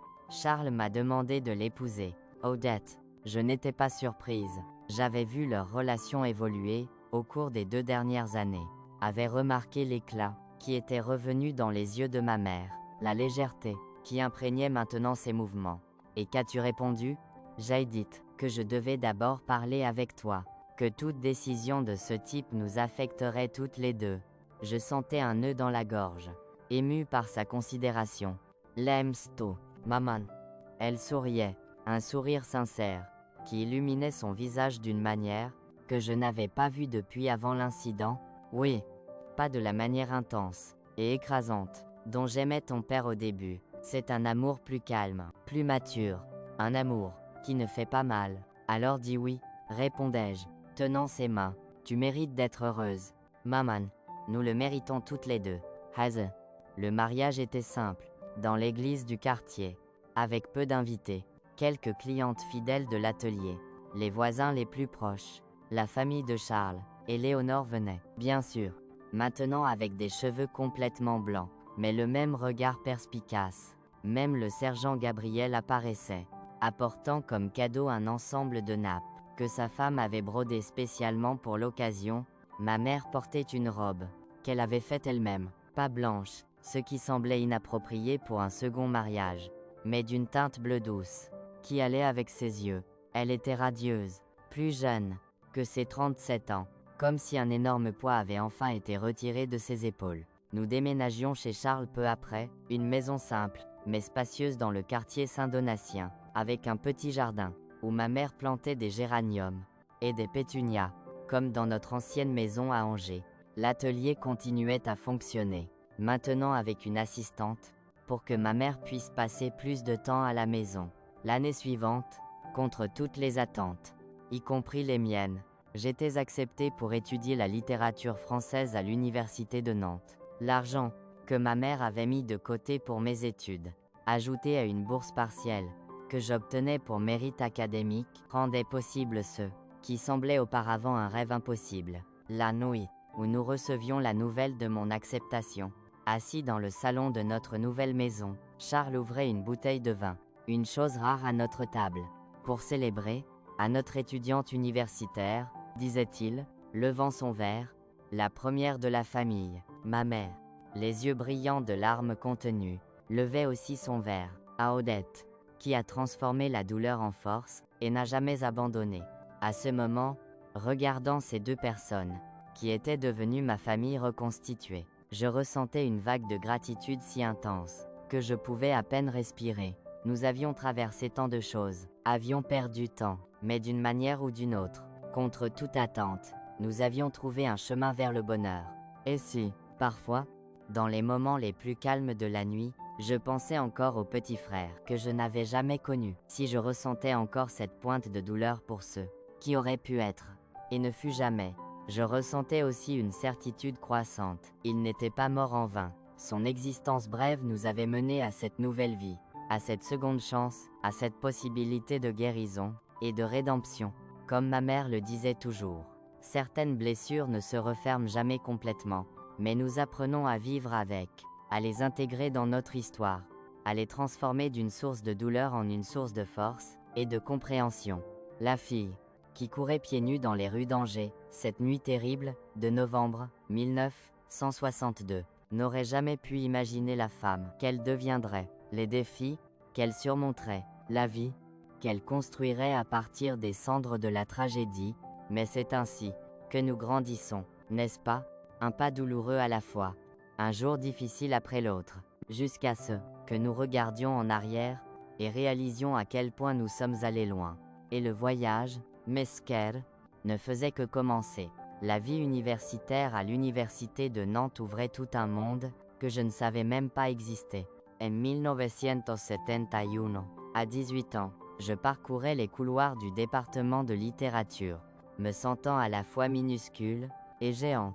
Minuscule, face à la grandeur du savoir, qui m'attendait. Géante pour être arrivée là contre toute attente. Les années universitaires étaient intenses, transformatrices. Je découvrais des poètes qui parlaient directement à mon âme. Arthur Rimbaud, Paul Verlaine, Louise Labbé. Je me plongeais dans des romans qui me transportaient dans d'autres réalités, d'autres temps, d'autres vies. J'apprenais à analyser des textes, à voir les couches de sens derrière des mots simples, à valoriser le pouvoir du langage comme un outil d'expression et de connexion humaine. Je me faisais aussi des amis. Pour la première fois depuis la tragédie à Angers, je permettais à des gens de mon âge de vraiment se rapprocher. Jennifer Lemoine, une jeune femme aux yeux vifs et au rire facile, qui rêvait d'être enseignante dans des écoles rurales. Thomas Garnier, fils d'immigrés italiens, passionné de littérature française et portant toujours une guitare usée. Elisa Fournier, sérieuse et déterminée, première de sa famille à entrer à l'université, tout comme moi. Nous formions un quatuor inséparable, nous étudions ensemble à la bibliothèque jusqu'à tard. Discussions de politique et de littérature autour de tables de bar bon marché. Rêvions à voix haute de l'avenir en marchant dans les parcs de Nantes. C'était comme si, enfin, j'avais la permission d'être jeune, de vivre les expériences courantes de cet âge. Qui, pendant si longtemps, m'avait été refusé par le poids des responsabilités précoces et des traumatismes. La France des années 70 n'était pas un endroit facile pour les étudiants universitaires, les tensions sociales, les manifestations de mai 68 encore fraîches dans les mémoires. Les grèves divisaient la nation. Des amis disparaissaient du jour au lendemain. Nous vivions dans un équilibre délicat entre la jeunesse, qui pulsait dans nos veines, et la peur constante, qui flottait dans l'air. Fais attention à ce que tu dis en public, me prévenait toujours ma mère, quand je sortais pour rencontrer mes amis. Souviens-toi que les mots peuvent être dangereux en ces temps. Charles, mon beau-père, plus au fait de l'environnement universitaire, était encore plus catégorique. Ne t'implique pas dans les manifestations. Odette, ça ne vaut pas la peine de risquer ton avenir pour un moment de rébellion. J'essayais de suivre leurs conseils, restant concentré sur mes études, évitant les assemblées étudiantes les plus enflammées, les groupes plus radicaux, mais il était impossible d'être complètement indifférente à ce qui se passait autour de nous. Quand Mark Blanchard, un camarade du cours d'histoire, était arrêté lors d'une manifestation pacifique, et revenait 2 semaines plus tard avec des marques violettes sous les ongles, et un regard qui avait vu l'enfer, quelque chose changeait en moi. Je ne devenais pas révolutionnaire. La peur était trop grande. Le souvenir de la violence encore trop vif dans mon esprit. Mais je commençais à comprendre qu'il y avait différentes formes de résistance. La mienne serait à travers les mots, l'éducation, la préservation de la mémoire et de la vérité. C'était avec cette conviction que je choisissais le sujet de mon mémoire, la littérature comme témoignage et résistance, récit de perte et de dépassement dans la littérature française contemporaine. Ma conseillère, professeure Claire Martin, une femme sévère, mais juste, haussait les sourcils quand je présentais ma proposition. C'est un sujet assez personnel, n'est-ce pas, Odette? Commentait-elle, me regardant par-dessus ses lunettes de lecture. Tous les sujets sont personnels. Professeur, répondais-je, surprise par ma propre audace.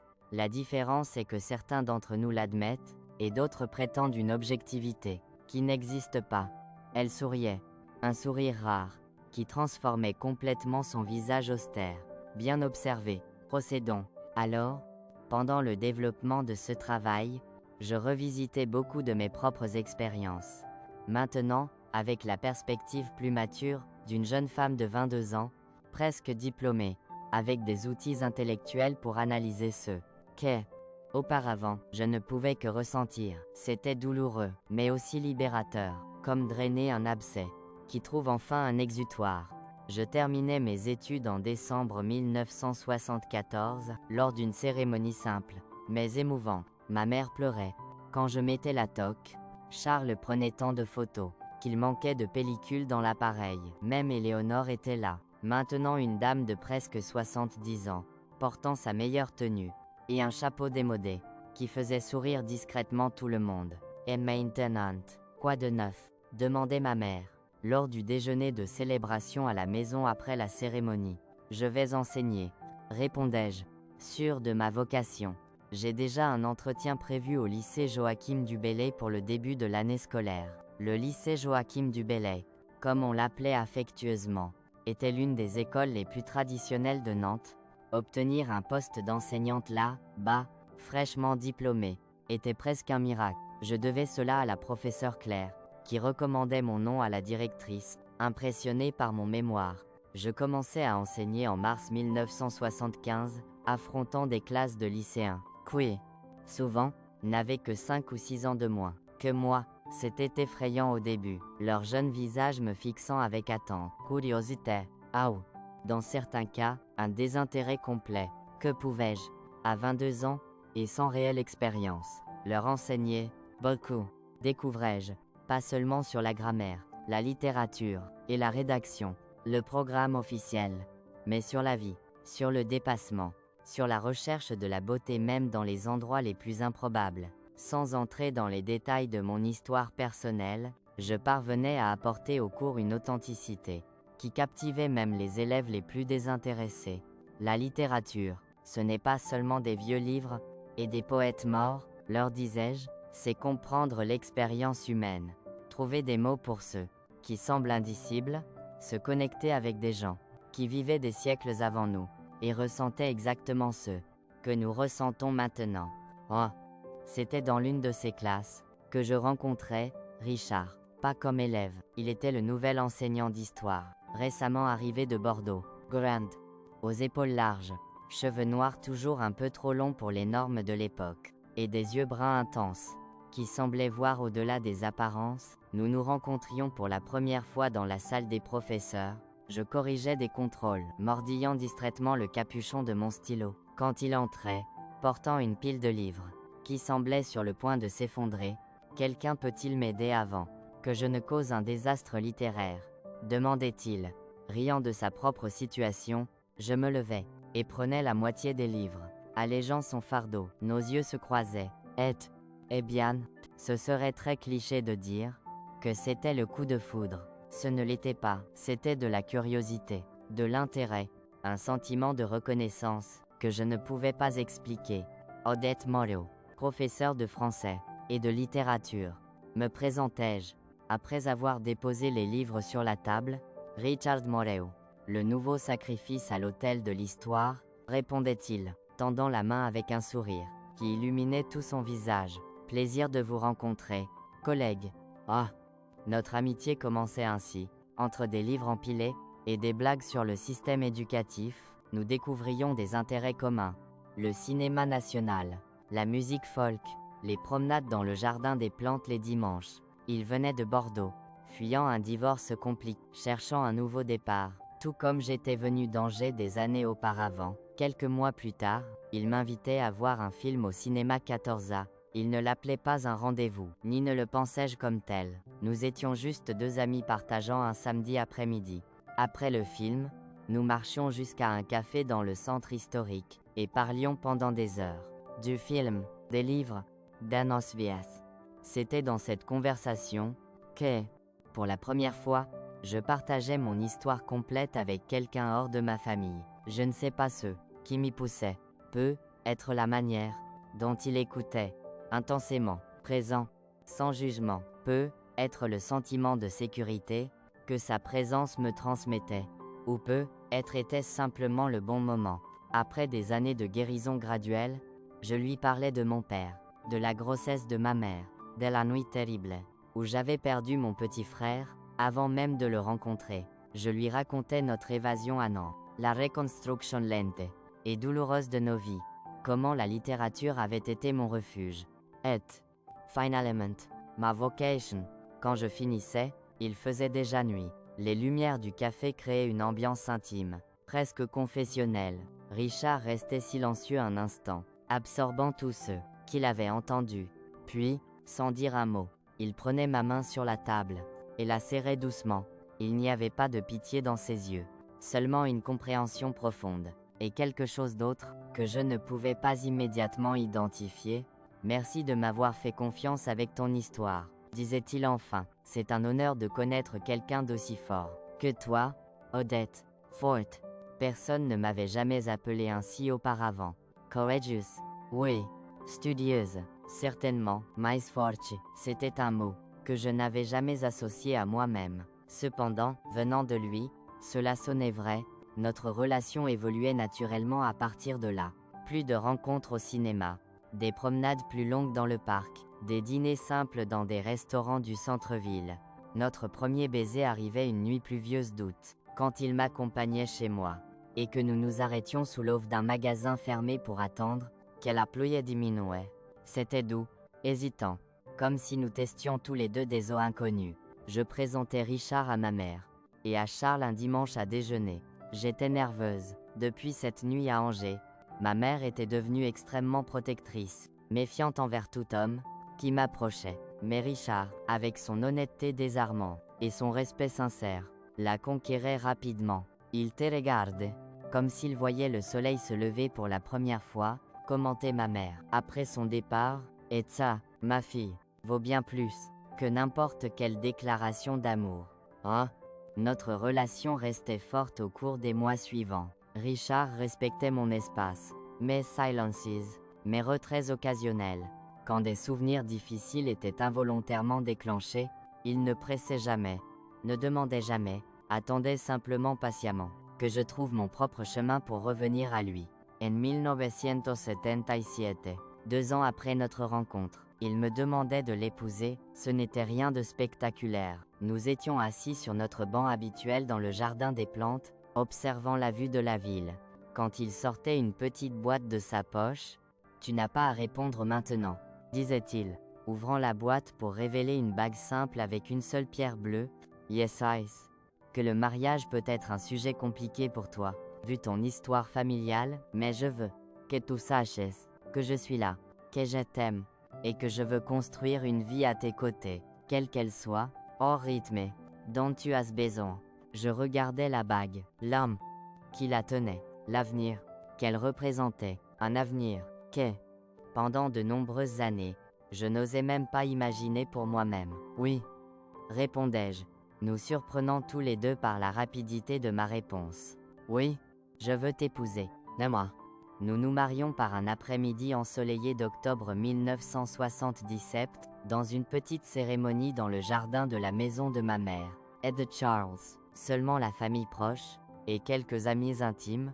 Je portais une robe bleu clair, que ma mère avait faite spécialement pour l'occasion, avec de petites marguerites brodées sur l'ourlet. Un hommage subtil au petit frère, que je n'avais jamais connu, mais dont l'absence avait d'une certaine manière façonné le chemin qui m'avait mené là. Nous commencions notre vie de couple dans un appartement loué dans le quartier au pavé Saint-Félix, pas loin de l'école, où nous enseignions. Nous n'avions pas grand-chose. 2 salaires d'enseignants ne permettaient pas de luxe, mais nous avions assez. Une bibliothèque pleine de livres, un tourne-disque pour écouter les disques de Georges Brassens et de Barbara, que nous aimions tant, une grande table, où nous corrigions les contrôles côte à côte les soirs de semaine. En 1979, j'étais invité à enseigner aussi à l'université de Nantes. Dans le programme de français du soir, j'acceptais immédiatement, excité par la perspective de travailler avec des étudiants universitaires, de pouvoir approfondir des discussions que le programme du lycée ne permettait. Cela signifiait des journées plus longues, plus de travail, moins de temps libre, mais la satisfaction compensait la fatigue. Richard me soutenait inconditionnellement, prenant en charge plus de tâches ménagères pour équilibrer ma charge de travail accrue. « Tu ferais la même chose pour moi », disait-il, quand je le remerciais, et je l'aurais fait, sans réfléchir 2 fois. C'était pendant cette période que nous commencions à parler d'enfants. C'était un sujet délicat pour moi, chargé de peur et d'insécurité. Et si je ne savais pas être mère? Et si je répétais involontairement des schémas familiaux qui m'avaient tant fait mal? Et si je perdais le bébé, comme ma mère avait perdu mon frère? Richard écoutait patiemment toutes mes inquiétudes, sans jamais les dévaloriser ou les minimiser. Nous serons des parents imparfaits, comme tout le sont, disait-il. Mais nous serons des parents aimants, présents, conscience, et ça fait toute la différence. Nous décidions d'essayer. Et à la fin de 1980, je découvrais que j'étais enceinte. La nouvelle apportait un mélange confus de joie et de terreur. Je le disais d'abord à ma mère, d'une voix tremblante, au téléphone. Maman, je suis enceinte, 2 mois. Le silence à l'autre bout de la ligne ne durait que quelques secondes, mais semblait une éternité. Puis j'entendais un sanglot contenu. Ma fille, quelle merveilleuse nouvelle. Tu vas être une mère incroyable. Comment peux-tu en être si sûre? Demandai-je, les larmes coulant maintenant librement. J'ai tellement peur. Parce que je te connais, Odette, je connais ton cœur, et je sais que l'amour que tu as à donner est plus grand que n'importe quelle peur. Azu. La grossesse se déroulait sans complications, mais était une montagne russe émotionnelle. Chaque visite chez le médecin, chaque examen, chaque petit inconfort ramenait des souvenirs et des angoisses. Richard était à mes côtés à chaque étape, tenant ma main pendant les consultations, lisant des livres sur le développement fœtal et l'accouchement naturel, peignant la chambre du bébé d'une teinte verte douce, qui conviendrait à un garçon ou une fille. Le 15 août 1981, après 14 heures de travail, notre fils naissait, un garçon en bonne santé, Rose, avec une touffe de cheveux noirs couvrant sa petite tête, et une paire de poumons impressionnamment puissants. Quand il le plaçait dans mes bras pour la première fois, je ressentais une vague d'amour si intense qu'elle faisait presque mal. C'était comme si chaque cellule de mon corps reconnaissait ce petit être, comme si nous avions toujours été ensemble, et n'avions été que momentanément séparés. Comment l'appellerons-nous? Demandait Richard, assis au bord du lit d'hôpital, regardant notre fils avec émerveillement. Nous avions discuté de plusieurs noms pendant la grossesse, mais aucun ne semblait adéquat maintenant que nous regardions le vrai visage de notre fils. Sir Dane, je savais exactement ça. Que ce devrait être Daniel, répondais-je, me souvenant de la liste de noms que j'avais faite avec ma mère cette nuit lointaine à Angers, quand nous rêvions de mon petit frère, qui n'avait jamais pu naître. Appelons-le Daniel. Richard, qui connaissait mon histoire, comprenait immédiatement l'importance de ce nom. Il hochait la tête, ses yeux brillants de larmes contenues. Daniel, c'est parfait. Heiser, la maternité me transformait de manière que je n'aurais jamais pu anticiper. L'amour pour Daniel était différent de tous ceux que j'avais jamais vécus. Primitif, viscéral, inconditionnel.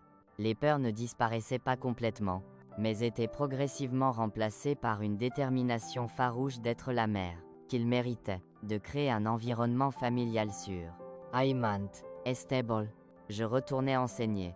Quand Daniel avait 6 mois, à temps partiel, ma mère, maintenant une grand-mère adorante de 48 ans, insistait pour s'occuper de lui pendant mes heures de travail. Pas de crèche, déclarait-elle. Mon petit-fils mérite une attention individuelle.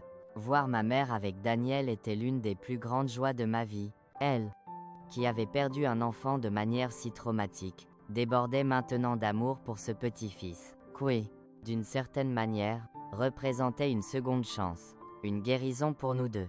Les années passaient dans une succession de premières fois, le premier sourire de Daniel, sa première dent, ses premiers pas, son premier mot, qui était « livre », à la fierté de ses parents enseignants. Chaque étape était célébrée, photographiée, soigneusement enregistrée dans un album, qui grandissait aussi vite que lui. En 1984, notre famille s'agrandissait à nouveau avec la naissance de Louise, une fille aux yeux curieux et au tempérament déterminé dès le premier jour. Daniel, maintenant, âgé de 3 ans, assumait avec une gravité comique son rôle de grand frère protecteur. Je vais tout lui apprendre. Maman, déclarait-il, regardant le bébé dans le berceau, comme tu aurais appris à ton petit frère. S'il était né, j'étais sans voix.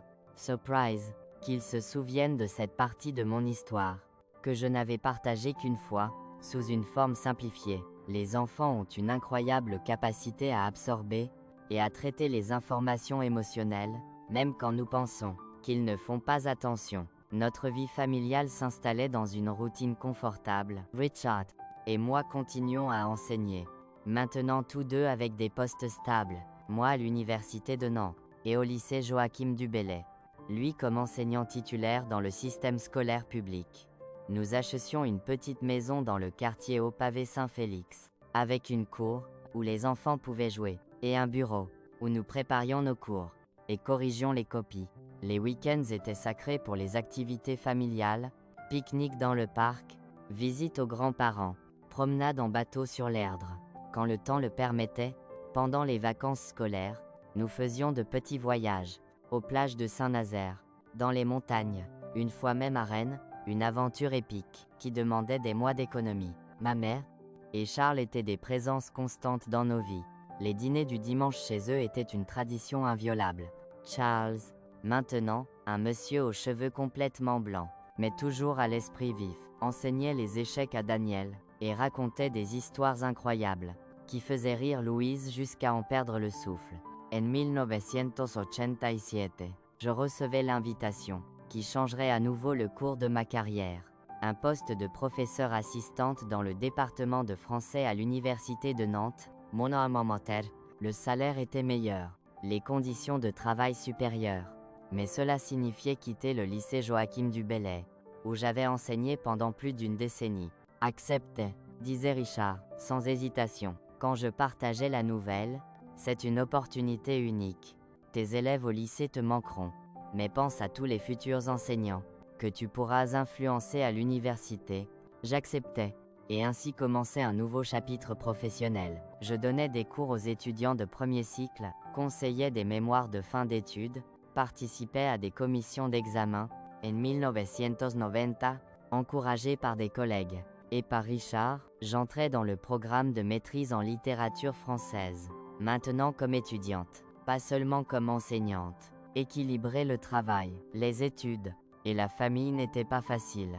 Il y avait des nuits où je ne dormais que 4 heures, des week-ends sacrifiés pour rédiger le mémoire, des moments où je me demandais si je n'en demandais pas trop à mes enfants, si je n'étais pas injuste envers Richard. No salons bien, maman, m'assurait Daniel une nuit, quand je le trouvais encore éveillé, bien après l'heure du coucher. Il avait alors 10 ans, un enfant sensible et perspicace. Louise et moi comprenons que c'est important pour toi, et nous sommes fiers. Je terminais la maîtrise en 1992, avec un mémoire sur les récits de traumatisme et de résistance dans la littérature féminine française. C'était une extension naturelle du travail que j'avais commencé en tant qu'étudiante de premier cycle, maintenant enrichie par des années d'expérience d'enseignement, et par mon propre parcours en tant que femme, épouse et mère. Les années 90 apportaient des changements significatifs. Daniel entrait dans l'adolescence, apportant avec lui tous les défis de cette phase turbulente. Louise, toujours indépendante, commençait à développer un talent surprenant pour les mathématiques et les sciences. À l'étonnement de parents liés aux humanités, Richard recevait une invitation pour coordonner le domaine de l'histoire à l'école laboratoire de l'université. Une reconnaissance méritée de son dévouement à l'éducation. Et moi, suivant le flux naturel de la carrière académique, commençais mon doctorat en 1995.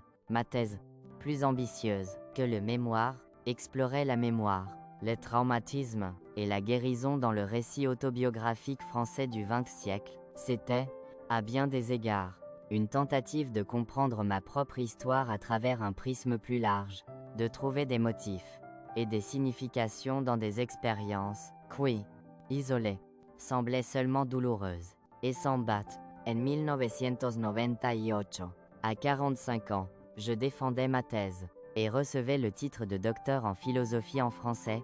Le comité était unanime dans ses éloges, soulignant la profondeur de l'analyse, et la sensibilité, avec laquelle j'abordais des thèmes si délicats. Dans l'audience, toute ma famille me regardait avec fierté. Richard, mon compagnon de plus de 2 décennies, Daniel, maintenant un jeune homme de 17 ans, sur le point de postuler à l'université, Louise, avec ses 14 ans, et une intelligence qui intimidait les enseignants, ma mère, et Charles, tous deux maintenant âgés, mais avec des yeux brillants d'émotion. C'était une réalisation significative. Mais le vrai triomphe était là, dans cette audience, dans la famille que nous avions construite, dans les liens que nous avions forgés, dans l'amour qui avait grandi à travers, et malgré les cicatrices du passé, les années suivantes apportaient le genre de joie et de défi qui font partie de toute vie familiale, Daniel entrait en école de droit, déterminé à travailler dans les droits humains, un choix qui ne me surprenait pas, compte tenu des histoires qu'il avait entendues en grandissant. Louise, contre toute attente, décidait d'étudier la physique. Fasciné par le fonctionnement de l'univers à ses échelles les plus fondamentales, Richard et moi continuons à enseigner. Maintenant tous deux à l'université, nous achetions une maison plus grande, plus près du campus, avec assez de pièces pour quand les enfants viendraient nous rendre visite, après qu'ils auraient inévitablement quitté la maison. Nous voyagions davantage, maintenant que nous avions plus de ressources, et moins de responsabilités quotidiennes, avec de jeunes enfants. En 2005, à 52 ans, je publiais mon premier livre, Pas un roman, comme beaucoup s'y attendaient, mais une étude académique intitulée Les mots comme des ponts. Récits de traumatisme et de guérison dans la littérature française. Le lancement dans une librairie du centre de Nantes réunissait des collègues, d'anciens étudiants, des amis, et, bien sûr, ma famille.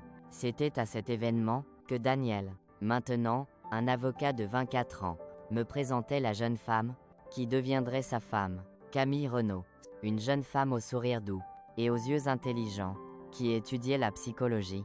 Elle a lu ton livre avant même de me rencontrer. Maman, me disait-il, fier. C'était l'une des raisons pour lesquelles elle a accepté de sortir avec moi. 2 ans plus tard, en 2007, Louise trouvait aussi son partenaire, Pierre Bisset, un ingénieur, qui travaillait dans les énergies renouvelables, et partageait sa passion pour la durabilité et l'innovation technologique. Il comprend mes blagues sur la physique quantique. Maman, expliquait-elle, comme si cela expliquait tout, et d'une certaine manière, c'était le cas. Le mariage de Daniel et de Camille avait lieu en 2008. Une cérémonie en plein air, dans les jardins d'un hôtel à Saint-Nazaire, quand je le voyais attendre à l'hôtel, si beau dans son costume sombre, si visiblement heureux, et sûr de son choix, je ne pouvais m'empêcher de penser au long chemin qui nous avait menés là, à la fillette effrayée que j'étais, courant pieds nus dans les rues d'Angers, à la jeune femme déterminée, qui avait reconstruit sa vie à Nantes, à la femme qui avait trouvé l'amour, un but, et, enfin, la paix. Louise et Pierre se mariaient l'année suivante, optant pour une cérémonie plus intime, mais tout aussi émouvante. Pas de chichi, déclarait ma fille, toujours pratique, juste les gens qui comptent vraiment, et de la bonne nourriture. Et c'était ainsi, un petit mariage élégant, parfaitement aligné avec la personnalité du couple. En 2010, à 57 ans, je recevais la nouvelle, qui apporterait une nouvelle dimension de joie à ma vie. Je serais grand-mère. Daniel et Camille attendaient leur premier enfant, prévu pour juillet. La grossesse se déroulait sans complications, mais je ne pouvais éviter l'anxiété, qui m'accompagnait tout au long de la période. Un écho lointain de vieilles peurs, de pertes passées. Marianne naissait par une matinée ensoleillée d'hiver, aussi saine et parfaite que l'avaient été ses parents. Quand je la tenais pour la première fois, je ressentais une connexion immédiate, un amour qui semblait à la fois familier et complètement nouveau. C'était comme si le cercle se refermait enfin, comme si une très vieille blessure guérissait enfin complètement. Elle a tes yeux, maman, observait Daniel, assis à côté de moi, pendant que je berçais ma petite fille nouveau-née, et le même petit menton têtu. L'année suivante, c'était au tour de Louise et de Pierre d'annoncer qu'ils attendaient un enfant. Ce sera un garçon, déclarait Louise, avec la confiance de quelqu'un qui avait étudié la physique théorique. J'ai fait les calculs, et elle avait raison. Michel naissait en février 2012, un bébé robuste avec le tempérament calme de son père, et la curiosité insatiable de sa mère. La vie de grand-mère apportait une joie que je n'avais pas anticipée, une satisfaction profonde à voir mes enfants devenir des parents aimants et compétents, à assister à la continuité de la famille que nous avions construite avec tant d'efforts et d'amour. Richard, maintenant avec des cheveux gris, mais le même sourire qui m'avait conquise des décennies auparavant, semblait rajeunir en présence des petits-enfants. En 2015, je prenais ma retraite de l'université, après 28 ans d'enseignement. L'adieu était émouvant. D'anciens étudiants venaient de loin pour la cérémonie. Des collègues organisaient un livre avec des articles en mon honneur. Le doyen me remettait une plaque en reconnaissance des services rendus à l'institution, mais la vraie célébration avait lieu à la maison. Avec ma famille réunie autour de la grande table sur la véranda, ma mère, maintenant une dame de 82 ans aux cheveux blancs comme la neige, mais toujours avec un esprit indomptable, proposait un toast. À ma fille, disait-elle, levant son verre avec des mains légèrement tremblantes, qui a transformé la douleur en beauté, la perte en création, la peur en courage, qui a construit une vie, qui honore non seulement elle-même, mais tous ceux qui l'aiment. Oh! Je regardais autour de la table. Richard, mon compagnon de plus de 4 décennies, Daniel, et Louise, les enfants, que nous avions élevés avec tant d'amour, Camille, et Pierre, qui étaient vraiment devenus partie intégrante de la famille, Marianne, Ed Michel, en qui je voyais l'avenir se dérouler, ma mère, et Charles, témoin du long voyage depuis Angers, et je pensais, pas pour la première fois, au petit frère, que je n'avais jamais connu, comment son existence brève, sa perte tragique, avait d'une certaine manière façonné tout le chemin, qui m'avait mené à ce moment, à cette table pleine d'amour, et de vie, non pas que sa perte ait été nécessaire, you justifiable, elle ne le serait jamais, mais dans l'alchimie mystérieuse du temps, et de la résilience humaine, même les plus grandes tragédies peuvent être, sinon rachetées, du moins intégrées dans un récit plus large de guérison, et de sens. Maintenant, à 71 ans, assise dans ce rocking chair, alors que je raconte cette histoire à vous, je regarde en arrière, et vois non seulement la douleur, la perte, la peur, qui ont marqué mes premières années, je vois aussi la force, que j'ai découverte en moi, l'amour, que j'ai trouvé, être construite, les vies, que j'ai touchées en tant qu'enseignante, les mots, que j'ai laissés comme héritage dans mes écrits, la famille, que j'ai créée, et qui continue de grandir, mes chers, qui m'avaient accompagné jusqu'à ce point. Merci beaucoup d'avoir écouté, cette mamie partager son voyage, si difficile, si douloureux, mais aussi si plein d'espoir, et de rédemption. Si mon histoire a touché votre cœur d'une manière ou d'une autre, laissez ce pouce en l'air, qui me montre que je ne suis pas seul dans ces souvenirs. Abonnez-vous à la chaîne pour ne pas manquer nos prochaines conversations. J'ai encore tant d'histoires à partager avec vous. Et s'il y a une chose que j'ai apprise en toutes ces années, c'est que nos histoires ont du pouvoir. Le pouvoir de guérir, le pouvoir de connecter, le pouvoir de montrer que personne n'est seul dans sa douleur ou dans sa lutte. Et quand nous partageons ces histoires, quand nous permettons à nos cicatrices de devenir des ponts plutôt que des murs, nous créons un monde un peu meilleur, un peu plus compatissant, un peu plus humain. Cette nuit terrible à Angers, quand je courais pieds nus dans les rues, sentant que ma famille avait été jetée comme des ordures, aurait pu me définir, aurait pu me briser pour toujours. Mais ce ne fut pas le cas. Au lieu de cela, elle devenait l'étincelle, qui allumait ma détermination à reconstruire, à trouver du sens, à vivre pour le petit frère, qui n'a jamais pu voir le monde, mais dont l'existence brève me poussait vers une vie de but. Si vous êtes là dehors, portant vos propres cicatrices, vous sentant rejeté ou oublié, sachez que vous n'êtes pas des ordures, vous n'êtes pas sans valeur. Vous êtes une histoire attendant d'être racontée, une vie attendant d'être reconstruite, continueuse, mais chère, continuez à courir vers la lumière. Même quand la nuit semble sans fin, il y a toujours un nouveau jour qui attend, une nouvelle chance de fleurir, même dans le béton le plus dur. Jusqu'à notre prochaine conversation, que Dieu bénisse chacun de vos chemins, et que vous trouviez, comme je l'ai trouvé, des fleurs poussant même dans le sol le plus difficile,